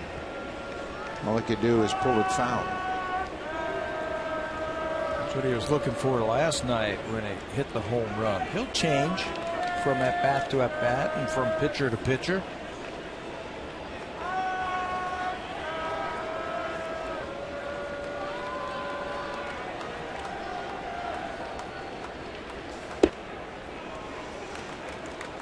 Sean Rodriguez, the second baseman, has moved back over to the shortstop side of second. So now they have 3 defenders on the third base side of the bag.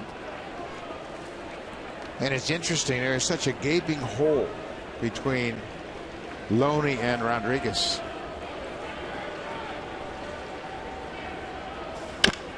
Bouncing ball to short. They go to second to end the inning. Linda's retired on the fielder's choice. But go to the 6th. It's a 2-2 game, and here comes the Home Hardware cleanup crew, brought to you by Natura. Home Hardware's exclusive line of safe, environmentally friendly cleaning products.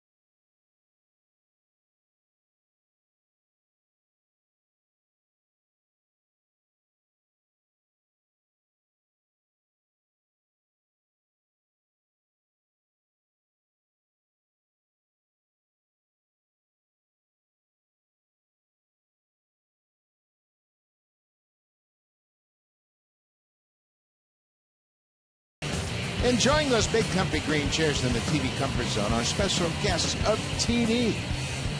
Welcome to the ballpark, and hope you're having a good night. While over in the Jays Care Community Clubhouse, we welcome visitors from the Scarborough Stingers. Looks like they're having a good time tonight. They got their yellow jerseys on. Heck of a ball game. Only 9 hits in the game. Each club with 2 runs. 15 runs on 25 hits last night. Pitchers have had the upper hand tonight. You make pitches, you're going to get the same hitters out. And right now, both of these pitchers are making their pitches. Archer, I'm impressed with him, the way he has followed up that first inning. Another changeup, back-to-back changeups effective against Longoria.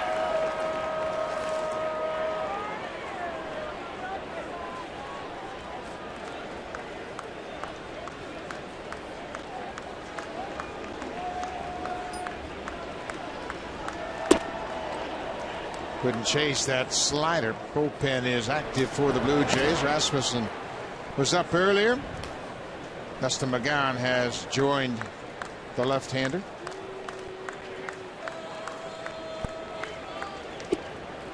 Took a shot at the inside and missed. 2 balls, 2 strikes. Of course, Longoria is always dangerous.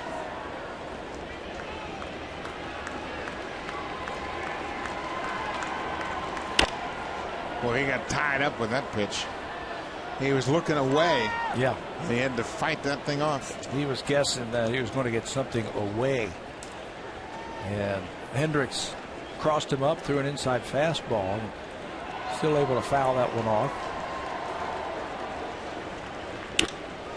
There's a drive to left field. Melky Cabrera back at the wall. Another outstanding catch. First it was Ghost. Cabrera showing the umpire he has the ball. How about the defense for the Jays tonight? They have taken away a couple of sure extra base hits. Classy plays. Get back, find the wall, time your jump, just like Ghost did, and watch Melky go up right into the glove, and then he bangs into the wall. He knew he was going to take that one, and it looked like the elbow, and then jarred the shoulder as he went up to catch that one. And Hendricks is loving that. It's another great play by the Blue Jays.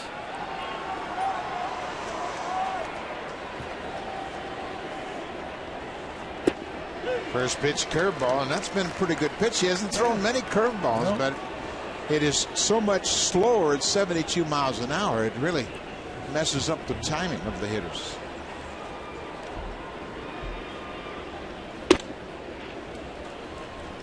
Liam Hendricks has used just about every inch of this ballpark tonight. And he has had some great plays turned in behind him.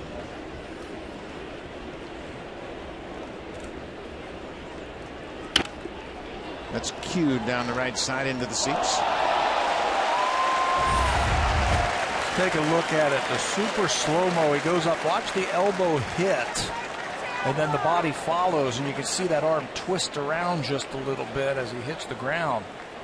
That's called giving up your body to make an out.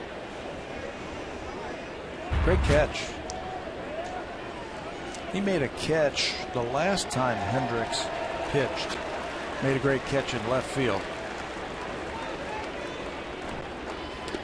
Buries that slider.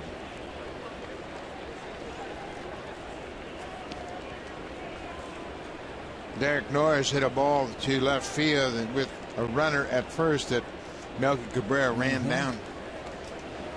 Would have been a RBI base hit, but he saved a run for Hendricks. That was in the 5th inning of that game against Oakland.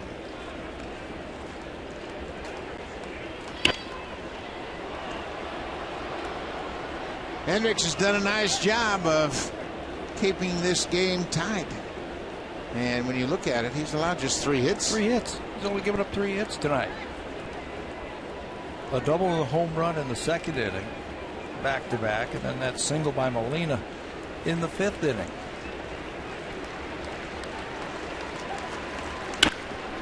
Hot shot. Laurie in right field. Throws from his knees, and what a play!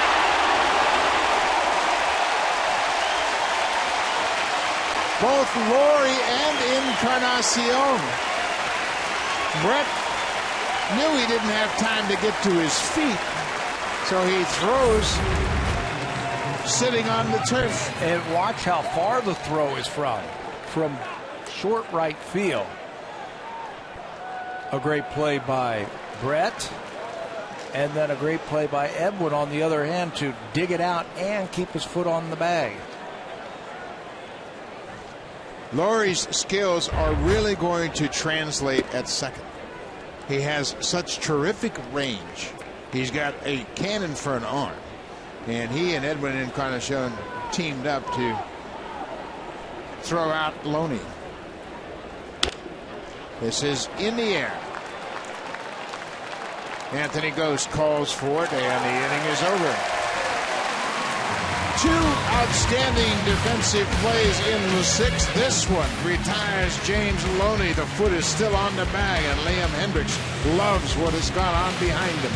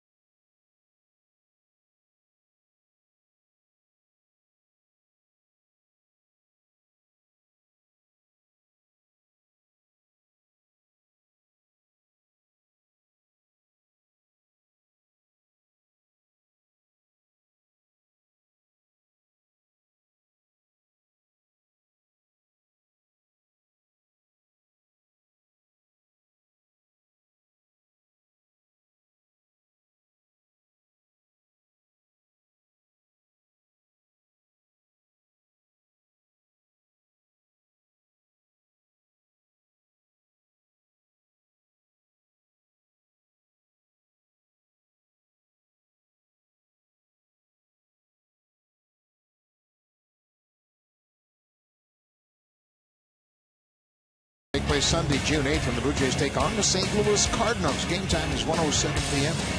The first 20,000 fans will receive a Jose Reyes bobblehead. For tickets, call the Blue Jays at 416-341-1234. Or you can always get your tickets by logging online at BlueJays.com. Jose Reyes bobblehead day, Sunday, June 8th. Blue Jays have a good stretch of baseball here at Rogers Center. They go to Detroit for a 3-game set, and that's it for a while. They come back and play the Cardinals and then the Minnesota Twins. So this is a good time for the Blue Jays to make some hay, build upon their lead in the American League East. Yeah, and stay hot because you're facing some really good teams. Detroit, St. Louis back-to-back. Those are going to be 6 really fun games. Juan Francisco goes after the first pitch, and it's at a mile high into center, but that's going to stay in the ballpark. Boy, he got a fastball and just missed it. 1 down. Canon's Best in Glass sales event. Performance cameras and lenses at the season's best prices. Visit canon.ca/bestinglass.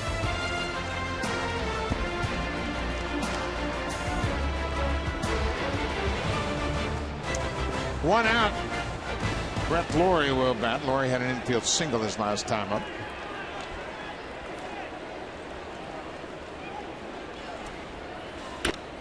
He gets a first pitch fastball, but they're just borderline upstairs.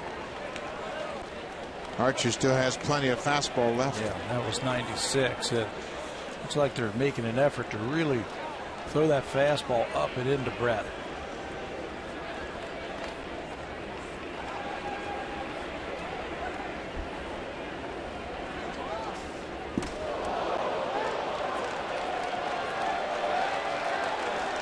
Ball went all the way back to the backstop, and a curious look from Brett Lawrie. Jose Bautista was hit by a fastball back on the 3rd.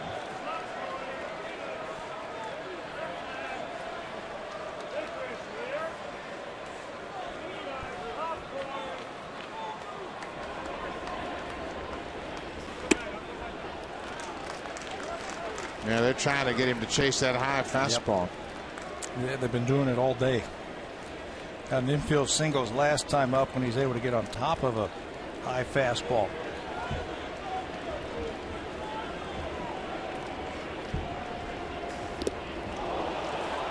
Hard breaking ball into the dirt. It's now 2 balls and 2 strikes to the Blue Jays second baseman, Brett Lawrie.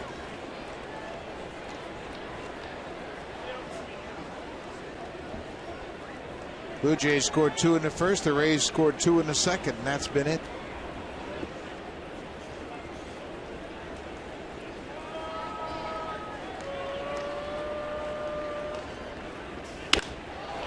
Another high fly ball into center.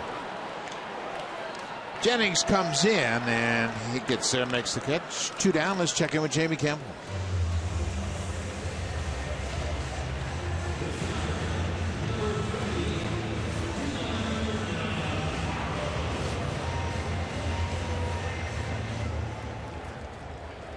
John Lackey, 5 2/3. He hasn't walked a batter and he struck out 9. But the Red Sox got some bad news this afternoon. Clay Buchholz was placed on the disabled list with a hyperextended knee. So they lose one of their starters, and it has been a rough season in the AL East for injuries. For pitchers, a knee injury. Hyperextended his knee. Don't have anything more than that.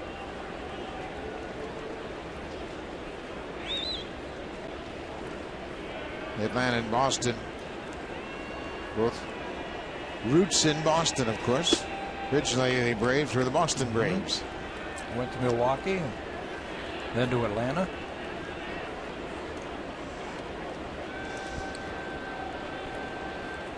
Johnny Navarro, the catcher, batting with 2 outs.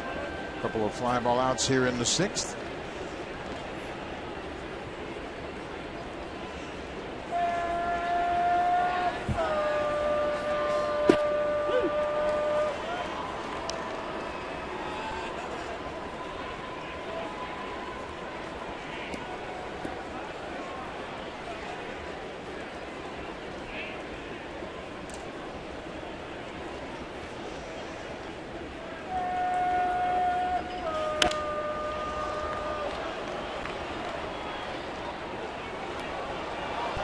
Navarro lost that splint he's wearing on his index finger, and that's his. Actually, that was his thumb guard, that rubber thumb guard they make. You can see he has cut the index finger out of his glove and has that splint protecting that finger. He was hit on the backswing by Jose Molina in last night's game.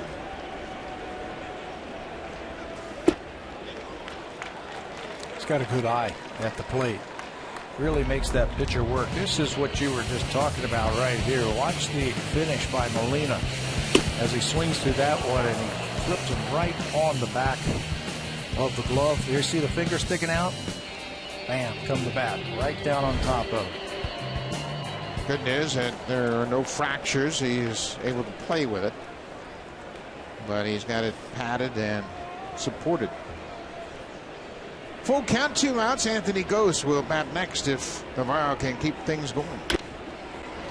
Boy, they throw a lot of breaking balls up in the zone. It almost looks like it's by design that they're trying to run that ball upstairs about a letter high. Gose is 1 for 2 so far tonight. Back in the olden days, those were hangers. Hangers. Yeah, guys would hit them out of the ballpark. Never wanted to throw a breaking ball that high, but you're right, he's thrown so many of them. There's a good one down, and that's a strikeout. So the inning is over. We'll go to the 7th. What a game going on. Archer is good. Hendricks is out. Rasmussen in to face Matt Joyce when we come back.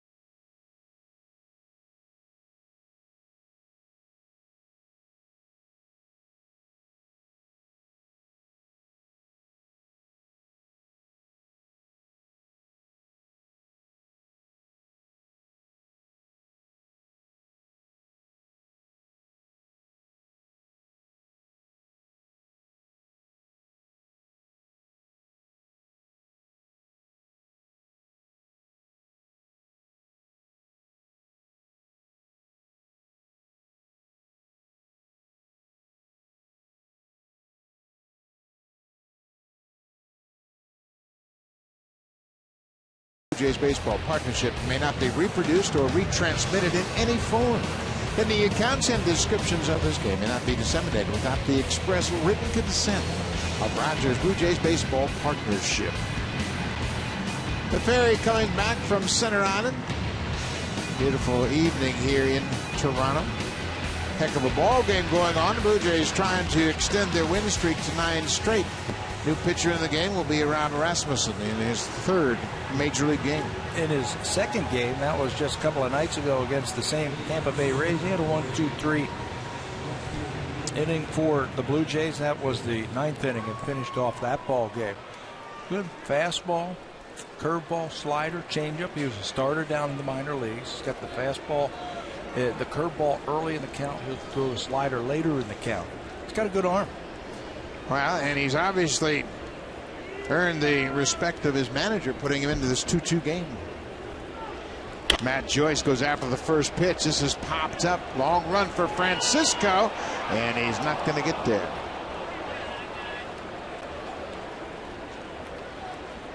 Not a bad idea to give the Rays a little different look. We talk about Liam Hendricks hitting some long fly balls. Long run for Francisco. He didn't have much of a chance.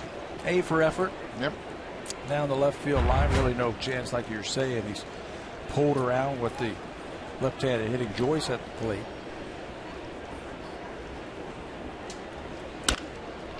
Pulled foul. So this streak of consecutive wins by starters will come to an end. Even if the Blue Jays win, obviously, it won't be a starter win. They had 8 straight wins during this win streak, all wins by starters. Started with Jay Happ in Boston. Breaking ball looped down the left field line. This is trouble. Melky Cabrera over, and the fans reach out and touch the ball. So Matt Joyce has an opposite field double.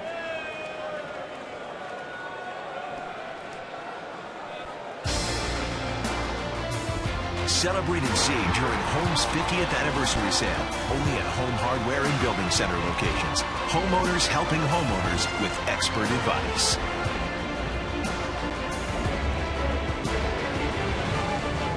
Rob Rasmussen had the assignment of the left-handed batter. Matt Joyce was 0 for 17 before that hit against lefty pitching. He bloops a double down the left field line, and Rasmussen will give way to Dustin McGowan, who's in to face Will Myers when we come back.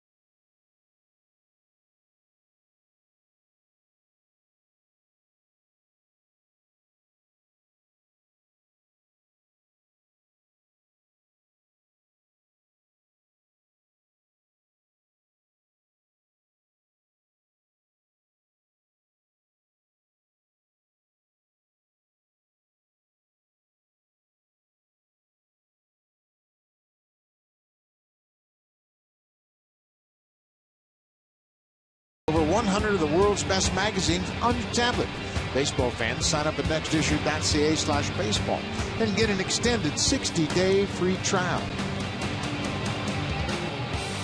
Great shot at downtown Toronto. Rob Rasmussen came in to face the left-hander Matt Joyce, and Joyce doubled his first hit all season long against lefty pitching. The now Dustin McGowan is into the game with a runner at second and nobody out. 8 starts and then moved to the bullpen 10 days ago. Made his first appearance. This is now his 6th already for McGowan out of the bullpen. Good fastball, slider. Will throw an occasional changeup out of the bullpen, but he'll come right after you with a good fastball. Joyce at second. Myers has homered tonight. First pitch breaking ball for a strike.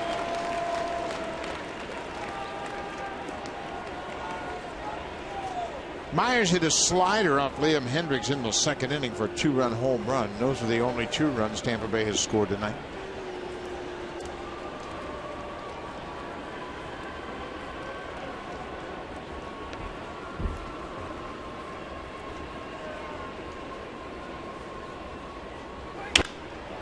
That's off the end of the bat. Brett Lowry going out. Bautista coming in. Bautista calls for it, makes the catch. Where McGowan can get that ball down and away very effectively to right-handed hitters. Yeah, it's 95 or 96, so you don't have a lot of time to react to it. I'll tell you, John Gibbons loves having McGowan in the bullpen.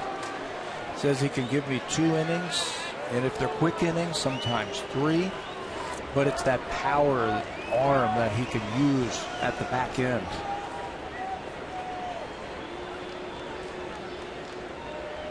In these tight AL East games, you need a strikeout every once in a while. You don't want hitters to move the baseball. His numbers as a reliever have been so much better than a starter. You know, Escobar goes after the first pitch. Joyce is going back to tag at second, and Boswell fired back in quickly. 2 down. The Pitch Tracker is brought to you by Acer, official partner of the Toronto Blue Jays.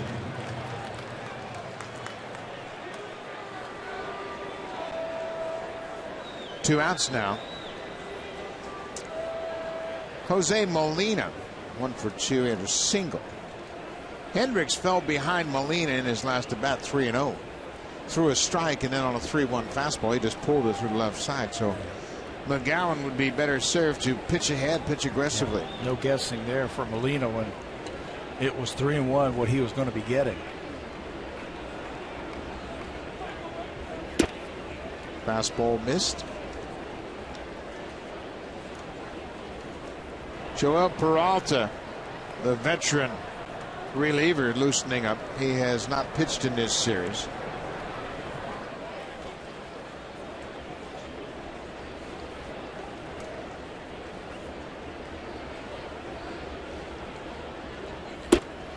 Molina doesn't have an RBI this season. He's had 73 at bats. He's 10 for 73 with no ribbies. And that's why you got to get ahead. When a guy's struggling like that, you got to put him away. Well, Jose, he's been around a long time. You know he's going to have a plan right here, and I bet you it's to go the other way. Stayed on that pitch that was away. 2-1, and you can see Honora shook his head to the question, was it a strike?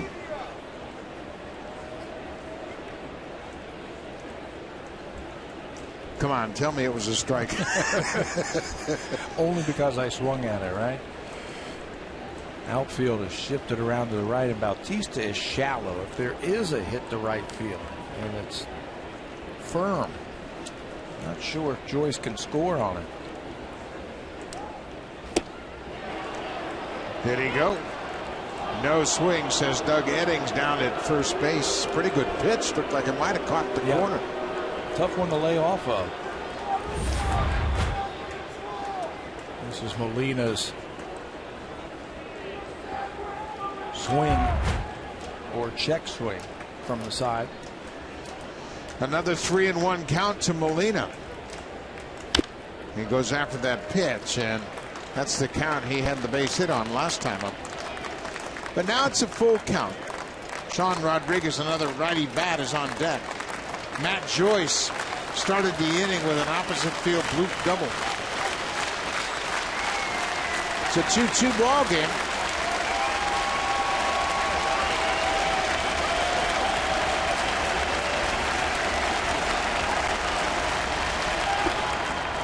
From the breaking ball, and they'll walk Molina.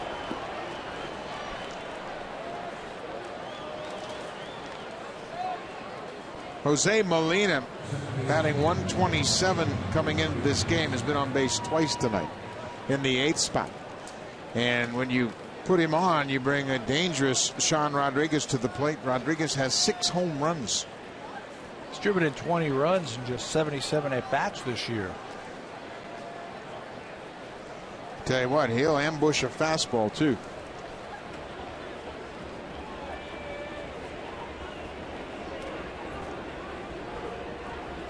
So throw him a slider. You have that scouting report down, partner. He loves to hit that fastball, and as a utility player, part-time player, you don't get a lot of regular at-bats, so you've got to hit the fastball, and that's what he was trying to do. Especially after a walk to a guy's hitting 1-something. He was guessing heater all the way.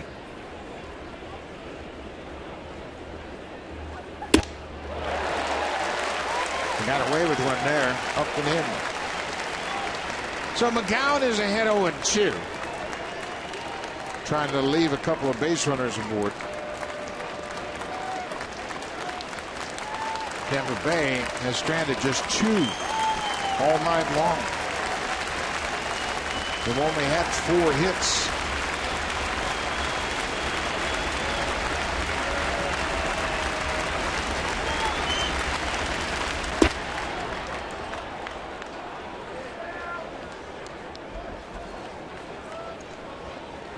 Don't want to overthrow those sliders right there. It looked like Dustin overthrew that one just a little bit, trying to get the strikeout.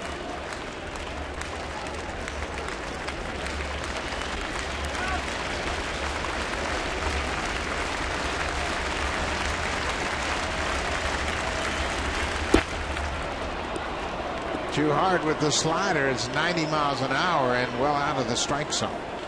Yeah, he's starting that on the corner, and with the break that he has, it's going way off. He might have to set his sights a little bit more towards the middle, so then when it breaks, it's going to break down and off, just off the plate.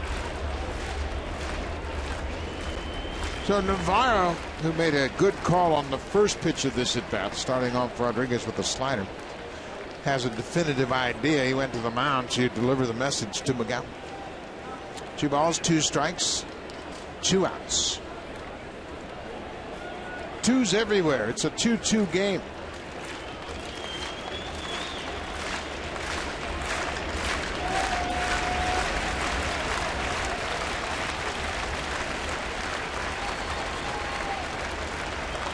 $17,309 here at Rogers Center tonight.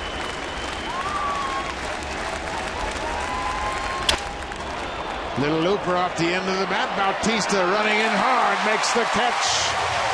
McGowan got the pitch away from Sean Rodriguez. Tampa Bay strands a pair. We're going to the bottom of 7, still tied up at 2.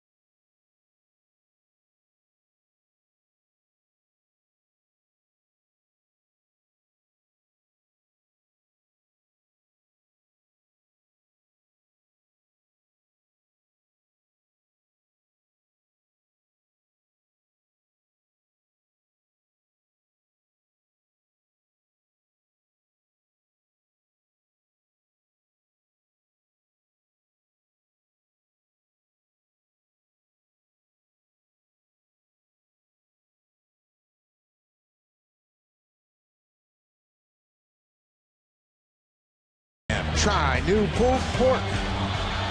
You know, there's been so many good plays defensively. We're going to call it the plays of the game tonight. First, Anthony Gose takes away extra bases as he climbs the wall to get that one, and Melky Cabrera does it the other way, like a mirror against Goses. He takes that ball off the top of the wall.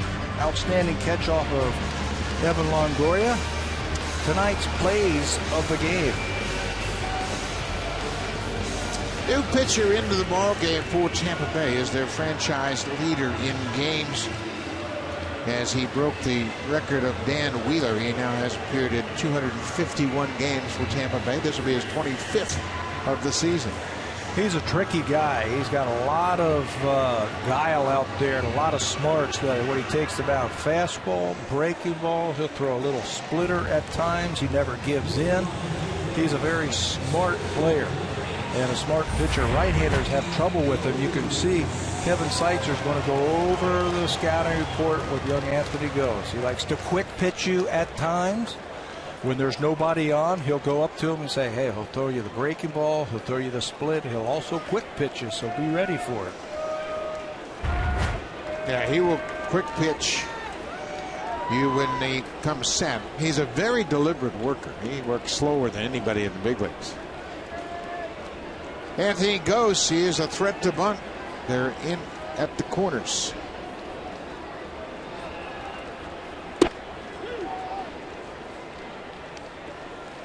You're going to get a little bit of everything from Joel Peralta. Doesn't have that blazer, that good fastball, but he's got a good curveball, a split. He can pinpoint that fastball. It's the first outing for Peralta since Sunday against the Red Sox. Gose takes his strike. He was thinking about bunting. Bautista and Seitzer trying to formulate a game plan for Jose's next at bat.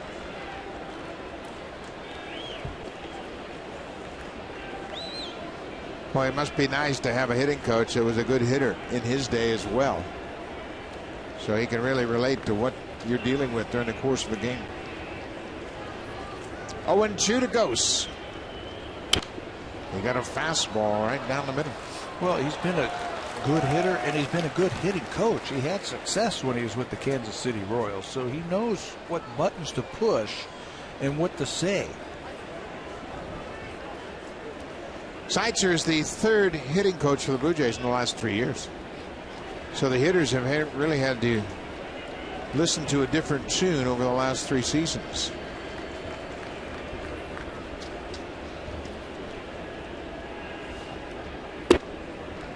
Good take downstairs. Peralta gave up the game-tying home run to Johnny Gomes on Sunday. That snapped a streak of 7 consecutive scoreless appearances. Of course, the Tampa Bay Rays in Boston had a bench clearing incident in that game, and they're going to hook up after this series. Tampa Bay goes right to Fenway.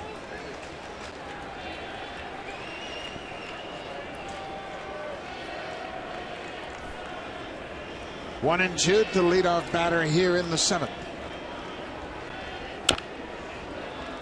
Goes fouls it off and stays alive.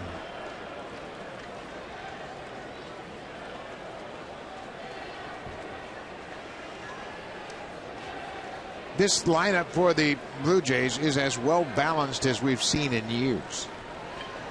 Number of switch hitters, lefty-righty combinations. It's really effective. The 3 switch hitters in the lineup, and it really puts a lot of pressure on opposing teams. Man, they're studying that matchup sheet. Yeah, and when you can do what the Blue Jays do with their balance, going back and forth from right-handers, left-hander, you start burning those relievers. Meaning you bring in one to face one guy, and you have the choice to bring in another, a lefty to face a lefty, something like that. Just burn right through them. They're well rested. Tampa Bay Rays bullpen now. They came in here a little weary, a little bit. We haven't seen their big boys throw yet in this series. Peralta, McGee, and Grant Balfour. This is Peralta's first appearance. McGee and Balfour had not appeared. There's a ball off the end of the bat into right. Myers is there. Ghost is retired. Jose Bautista and Kevin Seitzer have really struck a chord, and Jose Bautista has been intense throughout his career, and this was back on the 9th of May. Seitzer was talking to Bautista after he got very upset at Angel Hernandez, the umpire, at home. And Seitzer asked him, hey, let's fight the other team, not the umpires. And Bautista has done everything with the team in mind this year. Yeah, this time they walk him with a runner at first base. And, you know, this looks like Jose of old right there. He's a leader. He is having a great year. He's putting together great at-bats. He's a very big student of the game. Very smart. Yeah, he is very smart. He understands the flow of the game. He understands what pitchers are trying to do. And he understands that Kevin Seitzer's here to help him. Jose Reyes, 2 for 3, got hits in each of his first 2 at-bats. He scored the first run of the ball game tonight.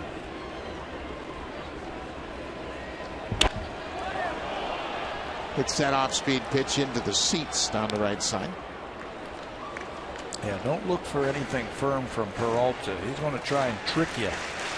I think your best chance is to go back through the middle against him. He's going to take the sting out of the bat by going a little bit softer when he needs to.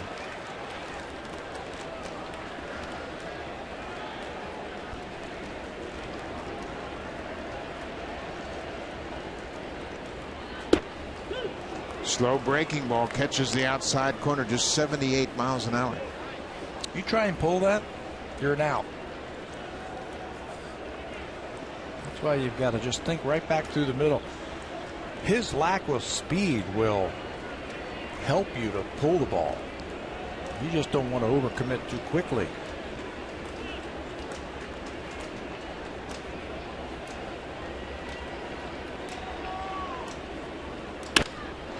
There's a base hit to left field. Reyes is aboard for the 3rd time tonight. A 1-out single. He's 3 for 4. It's a heck of an approach right there by Jose Reyes. Stay on that ball.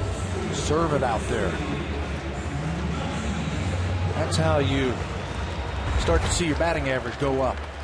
Those type of at-bats right there. So McGee is ready down in the bullpen. But with the switch hitter, Melky Cabrera, for the moment, Joe Madden will stick with Peralta.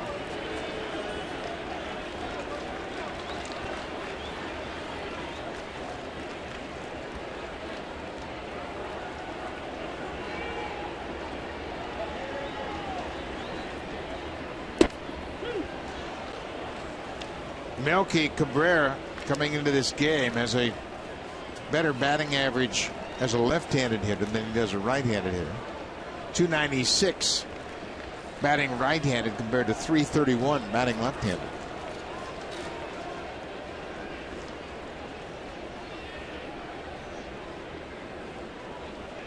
Peralta's tough to run on.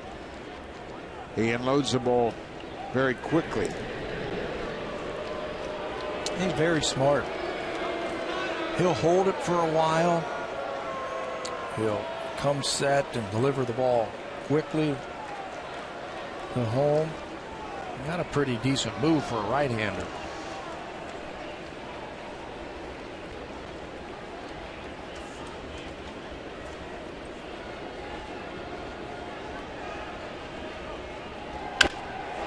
High fly ball to right. Myers has it measured. Reyes goes back, but he'll stay put at first base. 2 down. Let's check in with Jamie Campbell.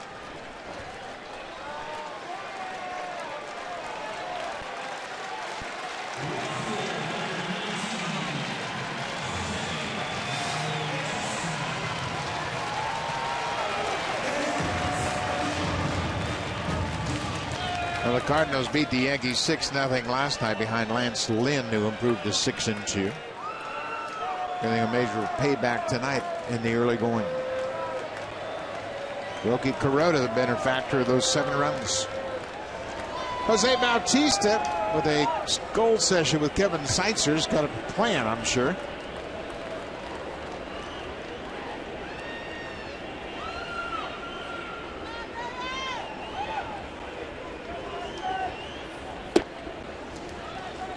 Nobody for the Blue Jays has really put up big numbers against Peralta. And they have faced him quite a bit. Bautista himself just 1 for 5. Brett Lawrie has the best numbers. He's 3 for 6 against Peralta. Usually they're 8th inning guys, so you get one shot at them. So there's not a lot of at-bats in their career.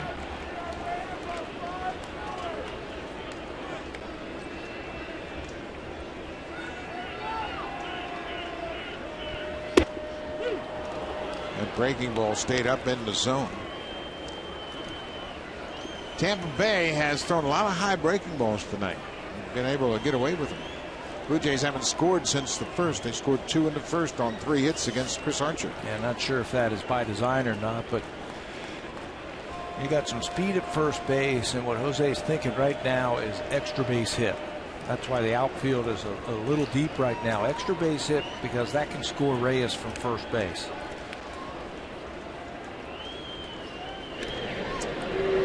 Peralta has now thrown 23 innings. He's had 1 stolen base attempt against him, and they were successful. So he just doesn't give you many opportunities to run.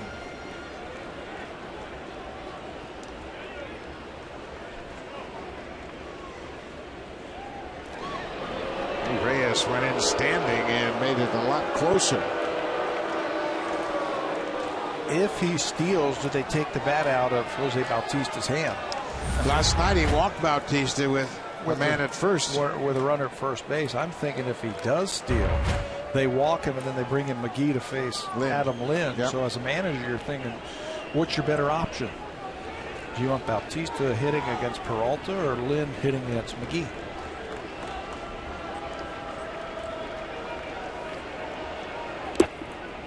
Snap throw to first, and Reyes is back in. I think they've got Reyes held. I think they want Bautista to face Peralta.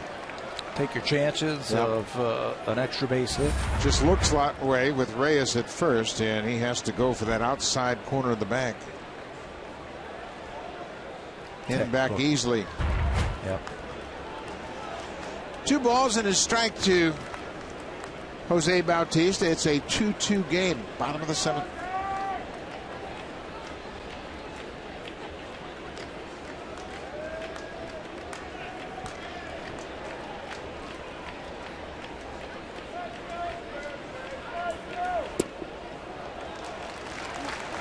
Now 3-1. Lind is on deck. The Rays have Jake McGee ready for Lind.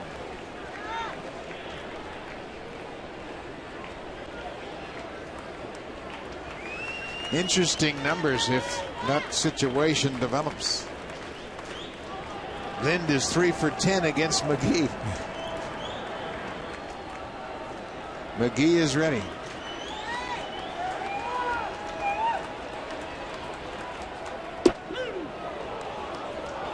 That's why you never expect anything from Peralta. He's just going to throw everything he has at you. 3-1, throws him a hook. I'd be shocked if he threw him a fastball here, 3-2. Peralta called Molina out from behind the plate. He has an idea what he wants to do. Now they're discussing the options. And both these guys know that Bautista is going to be the last guy he faces one way or another. If he gets aboard, McGee will face Lind.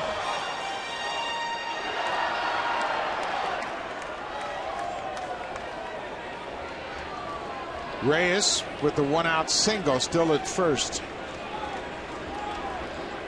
3-2, 2 outs. Reyes will be off on the pitch, and they're holding him close.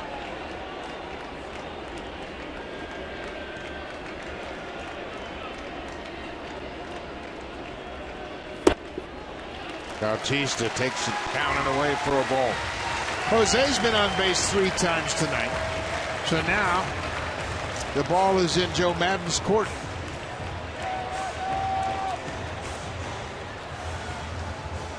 And there he makes the call. Jake McGee, the left-hander, will come in. Now it's back over the net to John Gibbons. He let Lynn hit against McGee. He's got Thomason, Kratz, Pilar, and right-handed bats available. Jake McGee, the left-hander, in. Adam Lynn, the left-handed DH. Will he hit when we come back? It looks like it.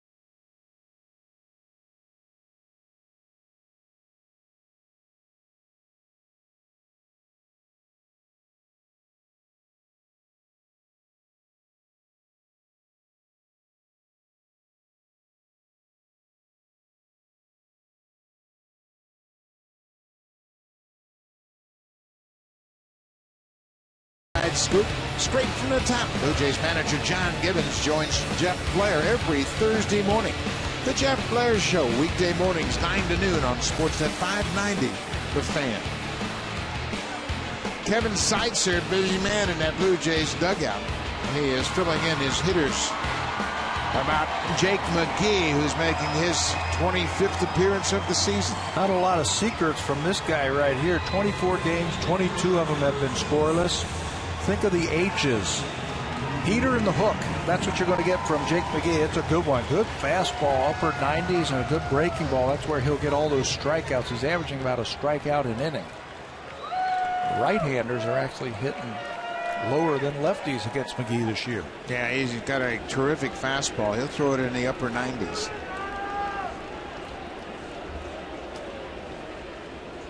Lynn, we mentioned, is 3 for 10 lifetime against Jake McGee. Reyes at second, Bautista at first, 2 outs. Well, Lynn had a good idea, didn't he? He went up there hacking. Lynn was standing on deck getting ready for this at bat. Kevin Seitzer came all the way out of the on deck circle and gave him some information about McGee. And Adam, 10 at bats against the pitchers enough for you to know what they're going to try and do to you. You've got an outstanding breaking ball and an outstanding fastball. 97, but well off the plate outside.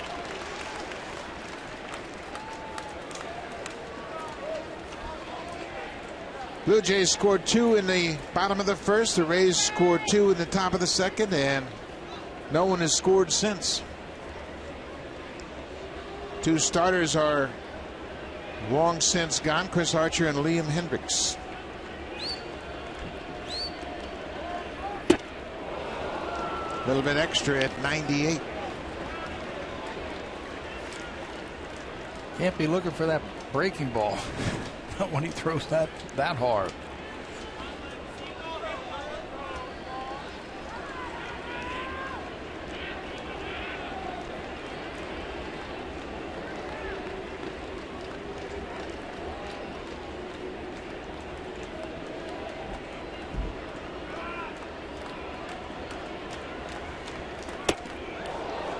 popped out of Molina's glove, but he was able to hang on to it.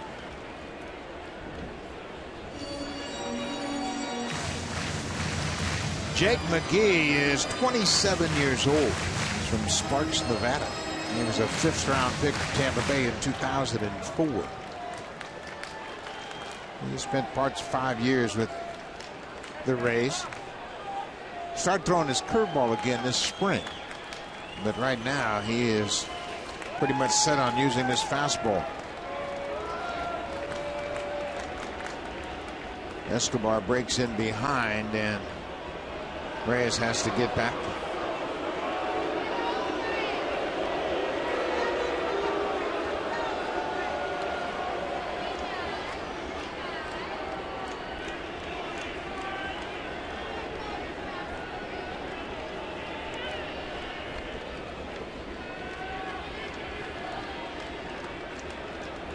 Two balls, 2 strikes.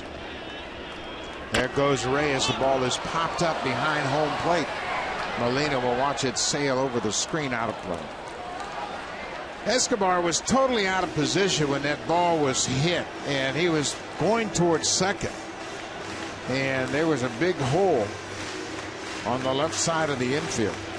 Boy, you are absolutely right. Watch the shortstop break in behind Reyes. He has a sense that he might go. A ground ball to shortstop. Look at that hole on the left side. Ground ball to shortstop is a run. Yeah, and both the fact that Escobar was at second, Longoria was going to third to cover on the steal, and Lynn fouled it back. 2-2.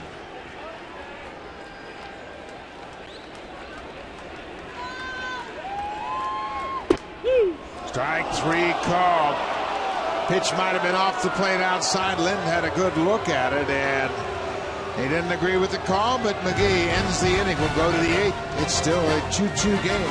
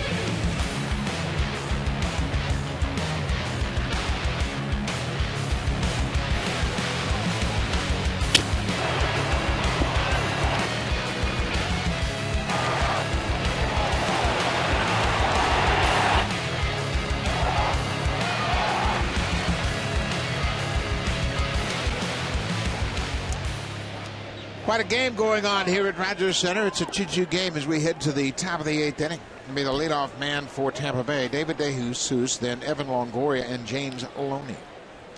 Dustin McGowan came in with a man at second and nobody out in the 7th and left him right there. He stranded a pair. He walked Molina with 2 outs, but then got Sean Rodriguez to fly out to right.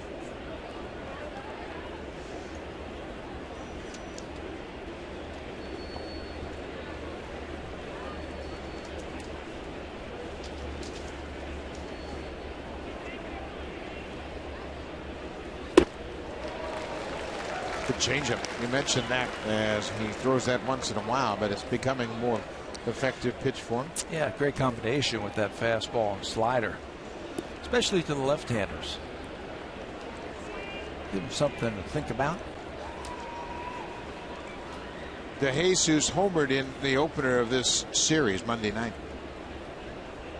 Came against Drew Hutchison in the 3rd inning.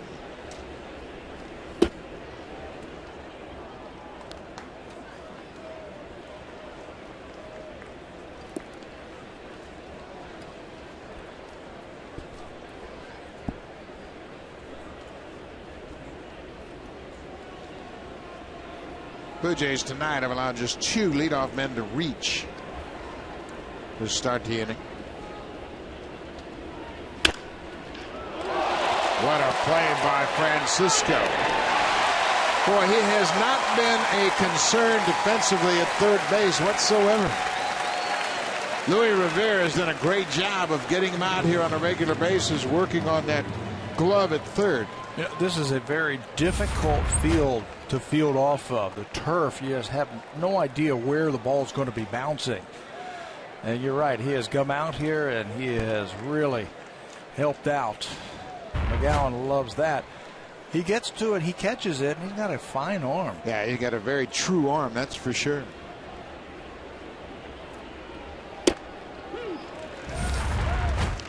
How about this reaction right here? Pickett right off of that turf. I was talking to Evan Longoria today about fielding off of this turf, and he said it's going to be hard to win a Gold Glove if you play over on this field because you just don't know where you're going to get the bounces. You don't get a lot of true bounces on this turf. Yeah, it's very inconsistent. There are seams and pockets where it is dead, other pockets where it takes off. Longoria plays on the same type of surface in Tampa Bay, but it's a permanent field. They don't have to take it up and back, and they have dirt. And they have dirt on the infield. That's right. I asked him about that today, and he said, we play on dirt. The dirt infield. The only part is that infield grass, and it's one. It doesn't come in pieces. It's like a whole field of turf. So you get truer bounces. Beautiful slider. Longoria strikes out, 2nd time he struck out tonight. Hendricks got him in the 1st. Hard, late breaking slider. Looks like a fastball, and it looks like a strike, and then it just darts out of the zone.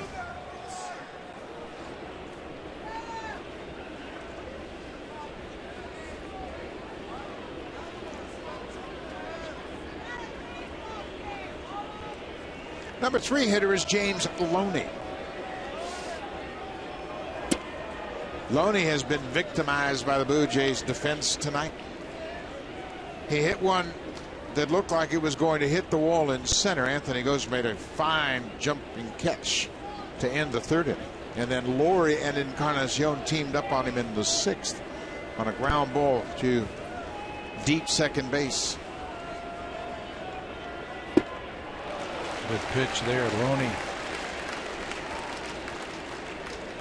He's got one of the highest batting averages from the 7th inning on in Major League Baseball. So he's a clutch player. Up over 350 from the 7th inning on. And that's generally against some tough pitching. Back into the bullpens. Tonight I've got 5 red stars in my scorebook for the Blue Jays defensively. There you see Aaron Loup loosening up. The red stars for fine defensive plays.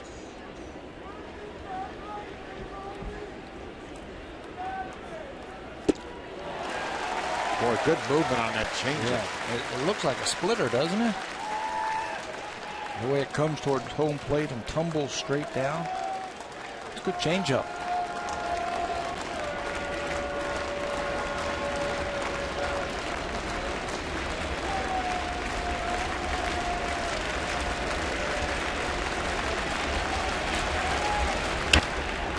There's a changeup. Francisco back, makes the catch. The inning is over. 3 up, 3 down. Top of the 8th. We'll go to the bottom of the 8th. It's a 2-2 game. Now time for Blue Jays Central Update. Here's Jamie Campbell and Greg Zorn.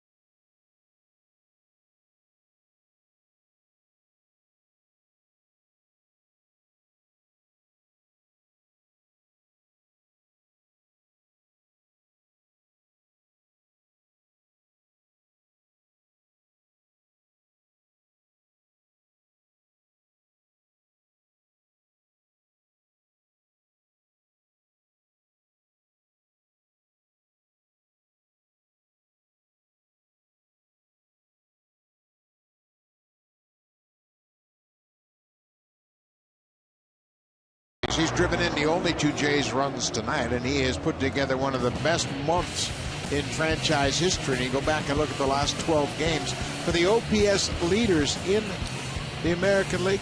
Yeah, this is a great stat to determine how much production you're getting. The on base plus your slugging percentage.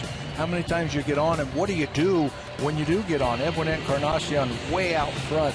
1.4, George Springer, the rookie, and Nelson Cruz. Those are some sluggers over the last couple of weeks in the American League.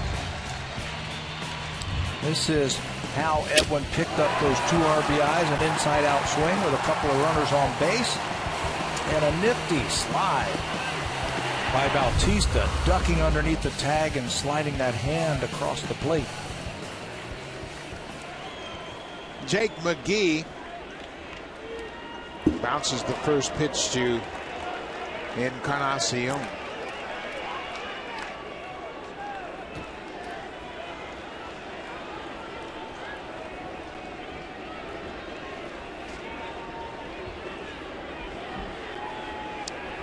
We mentioned McGee really tough on right-handed hitters. Done a terrific job this year. Well, there's another tough pitch down and away that McGee gets the call. Righties have hit 143 against McGee. Lefties not a whole lot better at 231.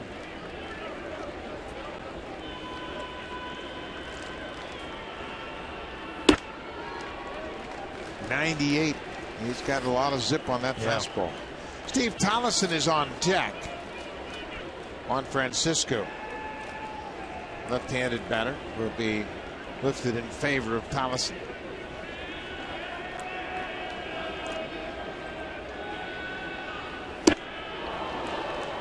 Well, they're staying away from Encarnacion.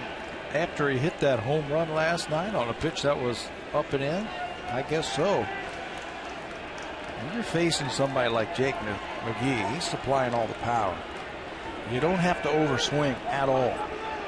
Just make sure you time him up. Going away again. Oh, they missed all the way across the plate.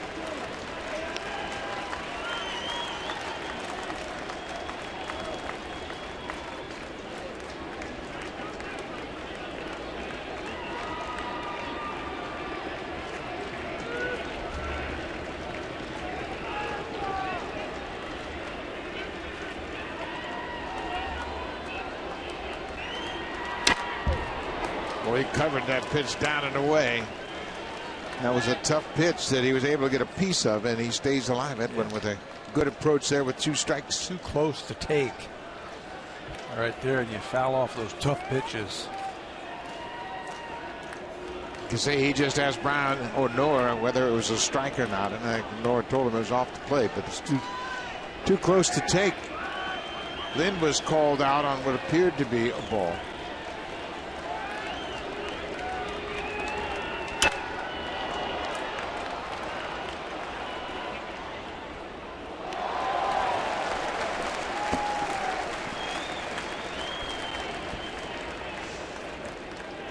McGee now thinking, well, you know what? And Connors Jones stayed on those pitches down and away pretty good. But I don't think he will try to come inside. I think he's going to stay away. And I don't think he's going to throw a breaking ball either. I don't think he has as much confidence in his breaking ball as he does with his fastball. He's covered that outside pitch. Look at all those pitches bunched up, down, and away. And it's tempting. That last pitch was 99 miles an hour. It's tempting to say, okay, now I'm going to take a shot inside. Eric Bedard was talking about that as far as this whole Blue Jays lineup. You know, the book says you should pitch them inside, and when you do that, they can hit it in the fifth deck.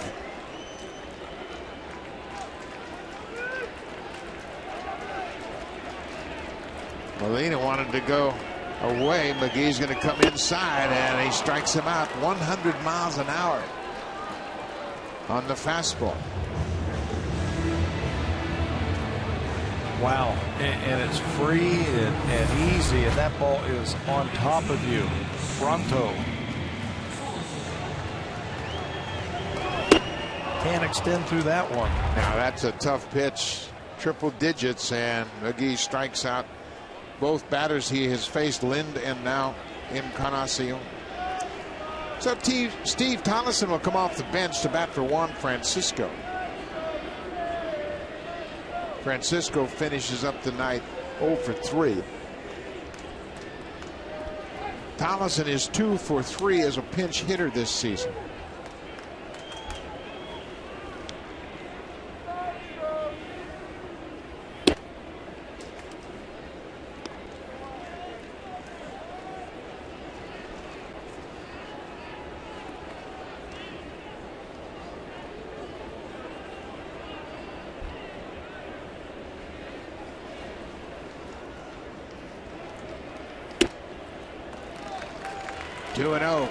This is Tolleson's first look at Jake McGee. You really got to tell yourself, make him get the ball down.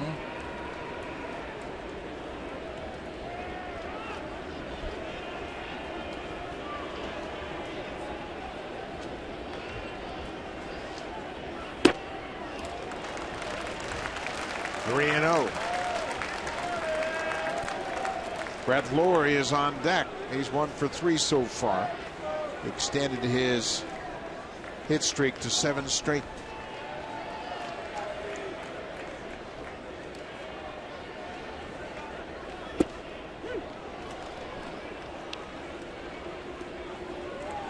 McGee took something off at 96 to throw a strike.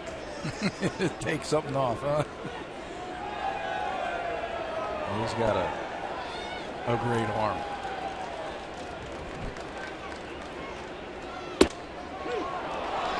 Another good pitch inside.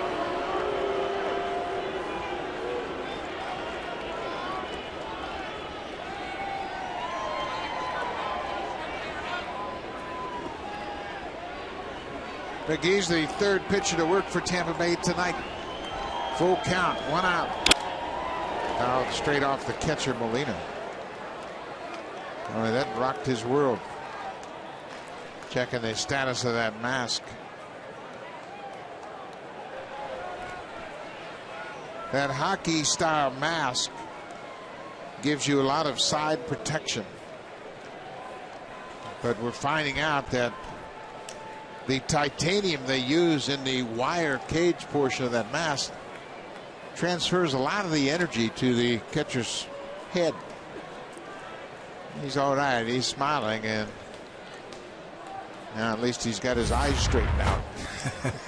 Watch where this one goes. Yeah, it's like getting punched right in the jaw. The catchers have gone to the lighter titanium mask, whether it's the hockey style mask or a conventional mask. But when you get that lighter titanium, it doesn't have that absorption factor that the old iron mask used to have, and heavier mask that would actually bend and absorb some of that energy. Full count, 1 out. We'll do it again.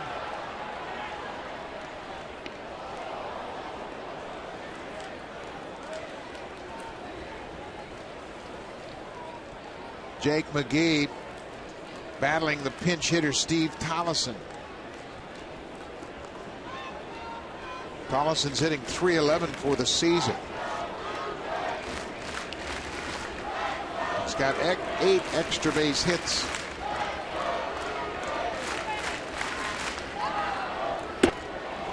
There's that high fastball at 99, second strikeout. McGee has struck out all 3 batters he's faced. Tough to put the ball in play against this guy tonight.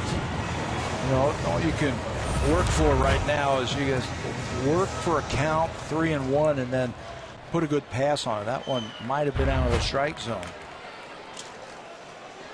But it's so hard, you've got to get the bat started. Yeah. Then difficult, you make a decision whether to lay off that high pitch.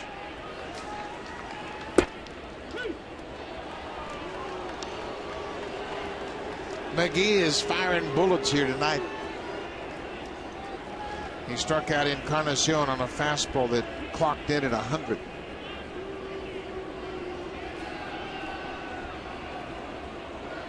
Now Molina, he might be having some trouble here. Honora, yeah, Molina's not feeling well. Honora just turned to the dugout and said, hey, he's feeling kind of nauseous. Now Madden will come back out. But Molina took that shot into the mask, and he walked out from behind home plate, and Honora, the umpire, joined him. And they're checking on him right now. Obviously, the protocol for caring for catchers in their foul tips with concussions is a very big part. Now the trainer, you can see the trainer looks like he's telling Madden, hey, we better get him out of here. And Molina is putting up a fight.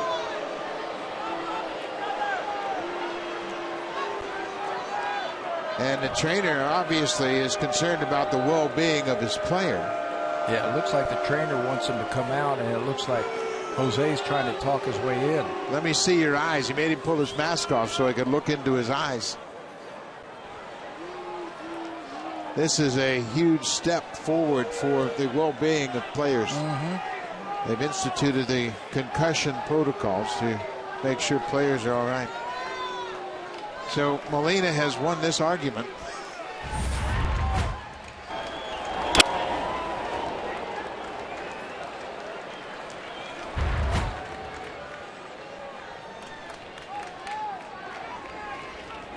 So it's no balls and a strike to Brett Lawrie. 2 outs. We're in the bottom of the 8th.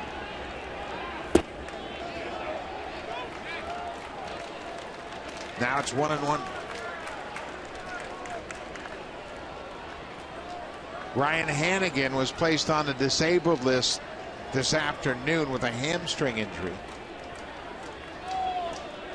They have Ali Solis as the backup catcher.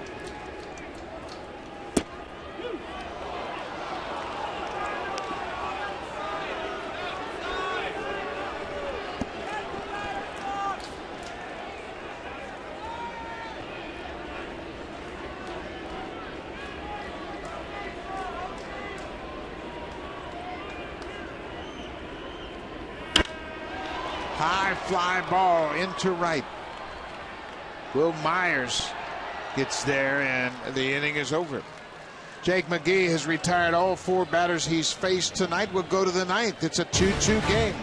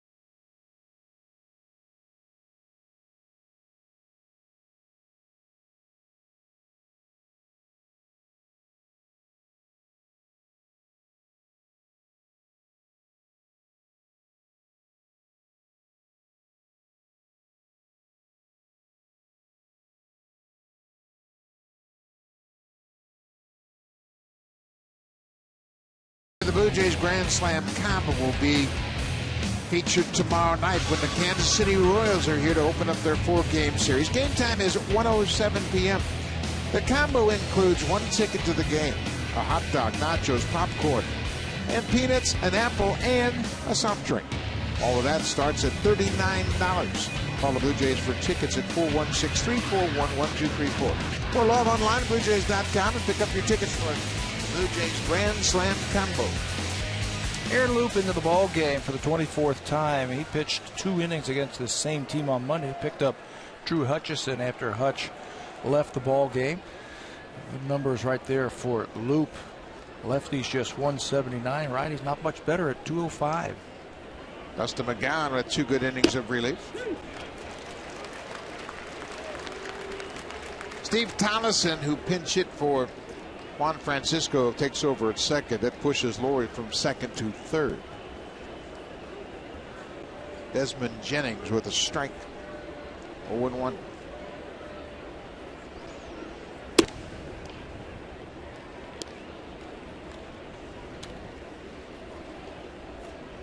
Jennings is 0 for 3 tonight. He's hit 3 fly balls tonight. Just missed hitting a home run earlier in the game. Pulled it foul.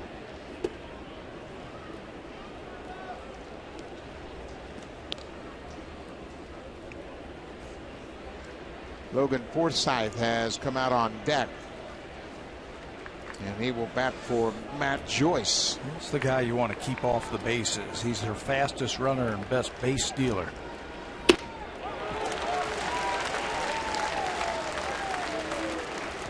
Got some extra base pop in that bat also. 0 for 6 in his career versus Aaron. He has handled them.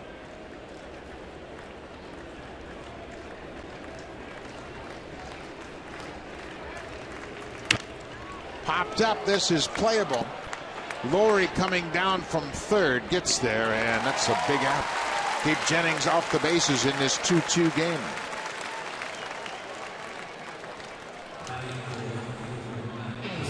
Fans before the Blue Jays arrived in 1977, the San Francisco Giants almost came to Toronto as a National League team. What if? The untold story of how the Jays franchise came to fruition. Sunday, June 8th, immediately following the Blue Jays game. Interesting story, and you want to check that out. That'll take place Sunday, June 8th. New pinch hitter for Tampa Bay's Logan Forsythe. Forsythe started last night's game, hit third in the lineup, and had a good game.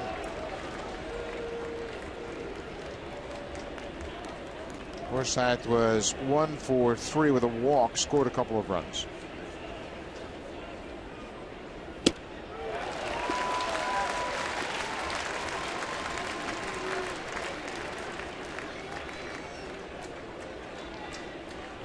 Oh, and 2.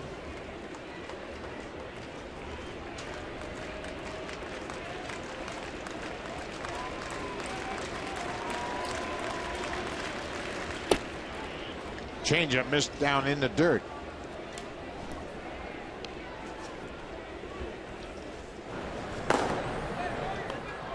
Grant Balfour on the left. He is the closer. That's Juan Carlos Oviedo on the right. Obviously, if the Rays take the lead, it'll be Balfour. This is going to reach the seats down the right side, out of play.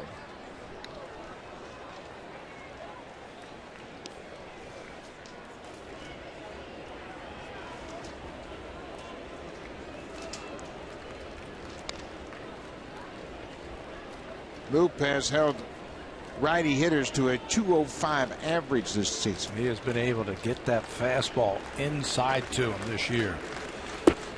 And then drop the changeup on him.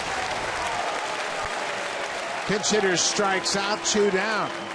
Now it's time for the drive of the game. It's brought to you by the 2014 Honda CR-V. Honda, proud to be the official vehicle of the Toronto Blue Jays. Liam Hendricks only gave up 3 hits. This is one of them after a double, a breaking ball to last year's Rookie of the Year. The drive of the game goes into the bullpen for 2 runs, and that's the only time Tampa Bay has been able to touch the plate tonight.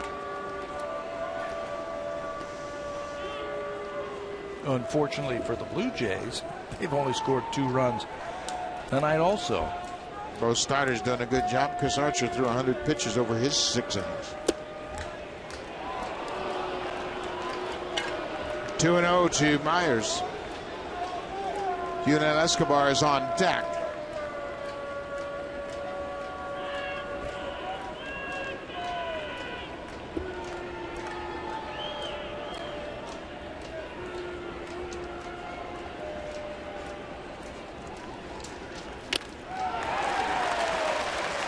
Got underneath that fastball and foul tipped it into the glove of the catcher.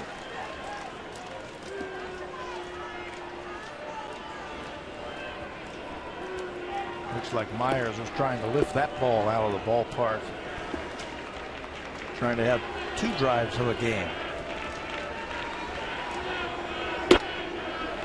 There's that inside fastball that we were talking about, why he has been so successful against righties this year. Myers struck out against Mark Burley on a similar pitch last night. Caught looking at strike 3.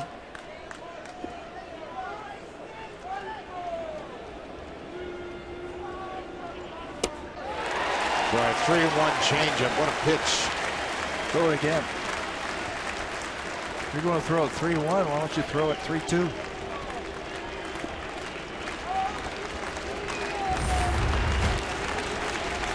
You can see he's off balance on that changeup, down and away.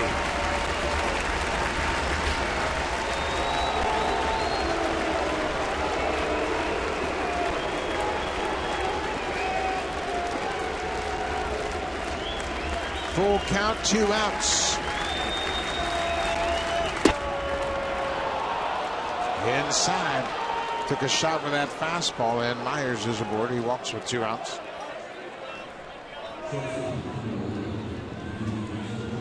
That's been a concern for John Gibbons about the bullpen all season long. The bullpen has given up 4.15 walks per 9 innings. That's 12th in the American League. There's too many free passes late in the game when your bullpen is in.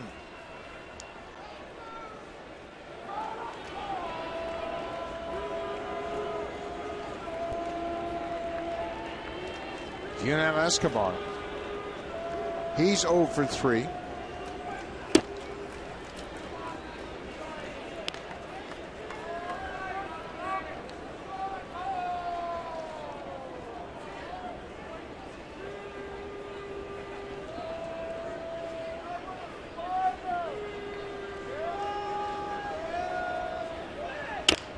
Little tapper. Laurie was deep at third, barehanded. What a play! Another red star goes in the book for a fine play by the defense. Laurie was deep at third. He started this game at second, moves over this inning, and never missed a beat. Barehanded to end the inning. Beautiful.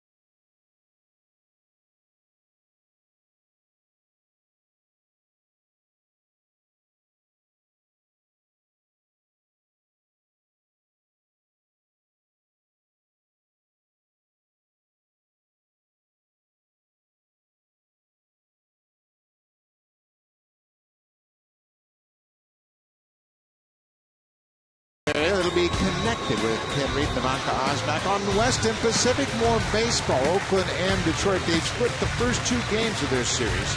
Manuel Sanchez goes to the mound for the Tigers. He'll be opposed by Scott Kazmir. That's coming up right after this ball game. Brett Lawrie with another terrific defensive play ends the top half of the ninth. New pitcher in for Tampa Bay, Juan Carlos Oviedo. Oviedo has got good stuff. You can see the numbers right there. 1-0, 162 earned run average in 15 games. He saved at 3 seasons while he was a member of the Florida Marlins of 26, 30, and 36 saves when he was a closer down there. He's got good control, good command, fastball, slider combination for Oviedo. So they go to the bullpen and they pull out another good pitcher. Oviedo had injury problems last year, and he is not available this year. He has pitched well. New catcher is Alex Solis, who has just joined the ball club. They had some concerns about the health of Ryan Hannigan. He went on the DL, and Kevin Kiermaier came up after Hannigan went on the disabled list, and he is a terrific defender. They really have a lot of confidence in Kiermaier. He is in left field. So for the Blue Jays, it'll be Deanna Navarro. Anthony goes then back to the top of the order, Jose Reyes. You can see Madden is talking to the trainer, assistant trainer of the Rays, about the well-being of Jose Molina. And there's Molina's mask. He took a shot in that mask and has been taken out of this ball game.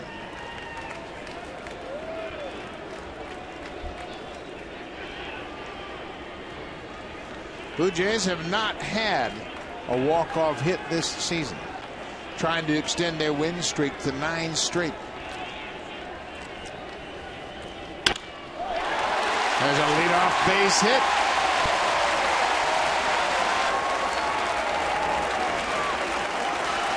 Man at first base, nobody out. Now for a preview of what's coming up next on Connected, here's Ken Reed and Ivanka Osback.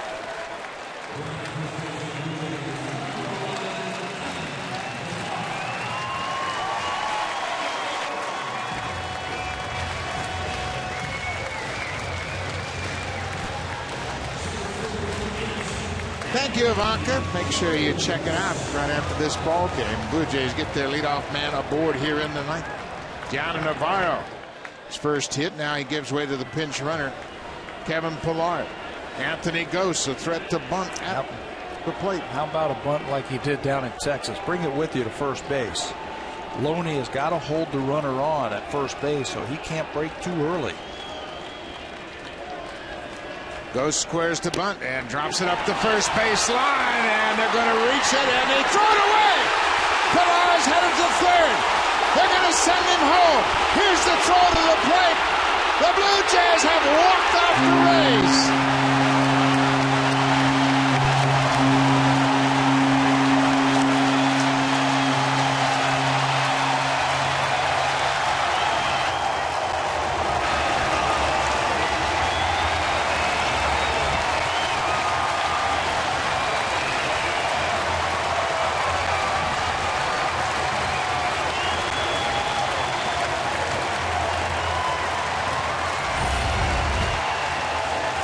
Oviedo might have been better off just to let this ball roll. He wasn't going to throw him out, and he's got a horrible angle to try and throw him out from behind there. Once it gets by Rodriguez, you put the pinch runner in. Pillar, he slides ahead of the tag, and the Blue Jays win again. Anthony Gose is credited with a base hit. Oviedo charged with the air, and Pillar stopped at second. Look at Rivera, the third base coach, sending him all the way from first, and the Blue Jays with their first walk-off win of the season. How about this dive? Look at that, airborne. Pillar. No chance for Solis, and the Blue Jays do it again. 9 straight for John Gibbons. Blue Jays, a terrific ball game. They win it 3-2. Stay tuned. Ken and Ivanka, Eastern Ontario, more baseball, Western Pacific. We'll see you tomorrow night.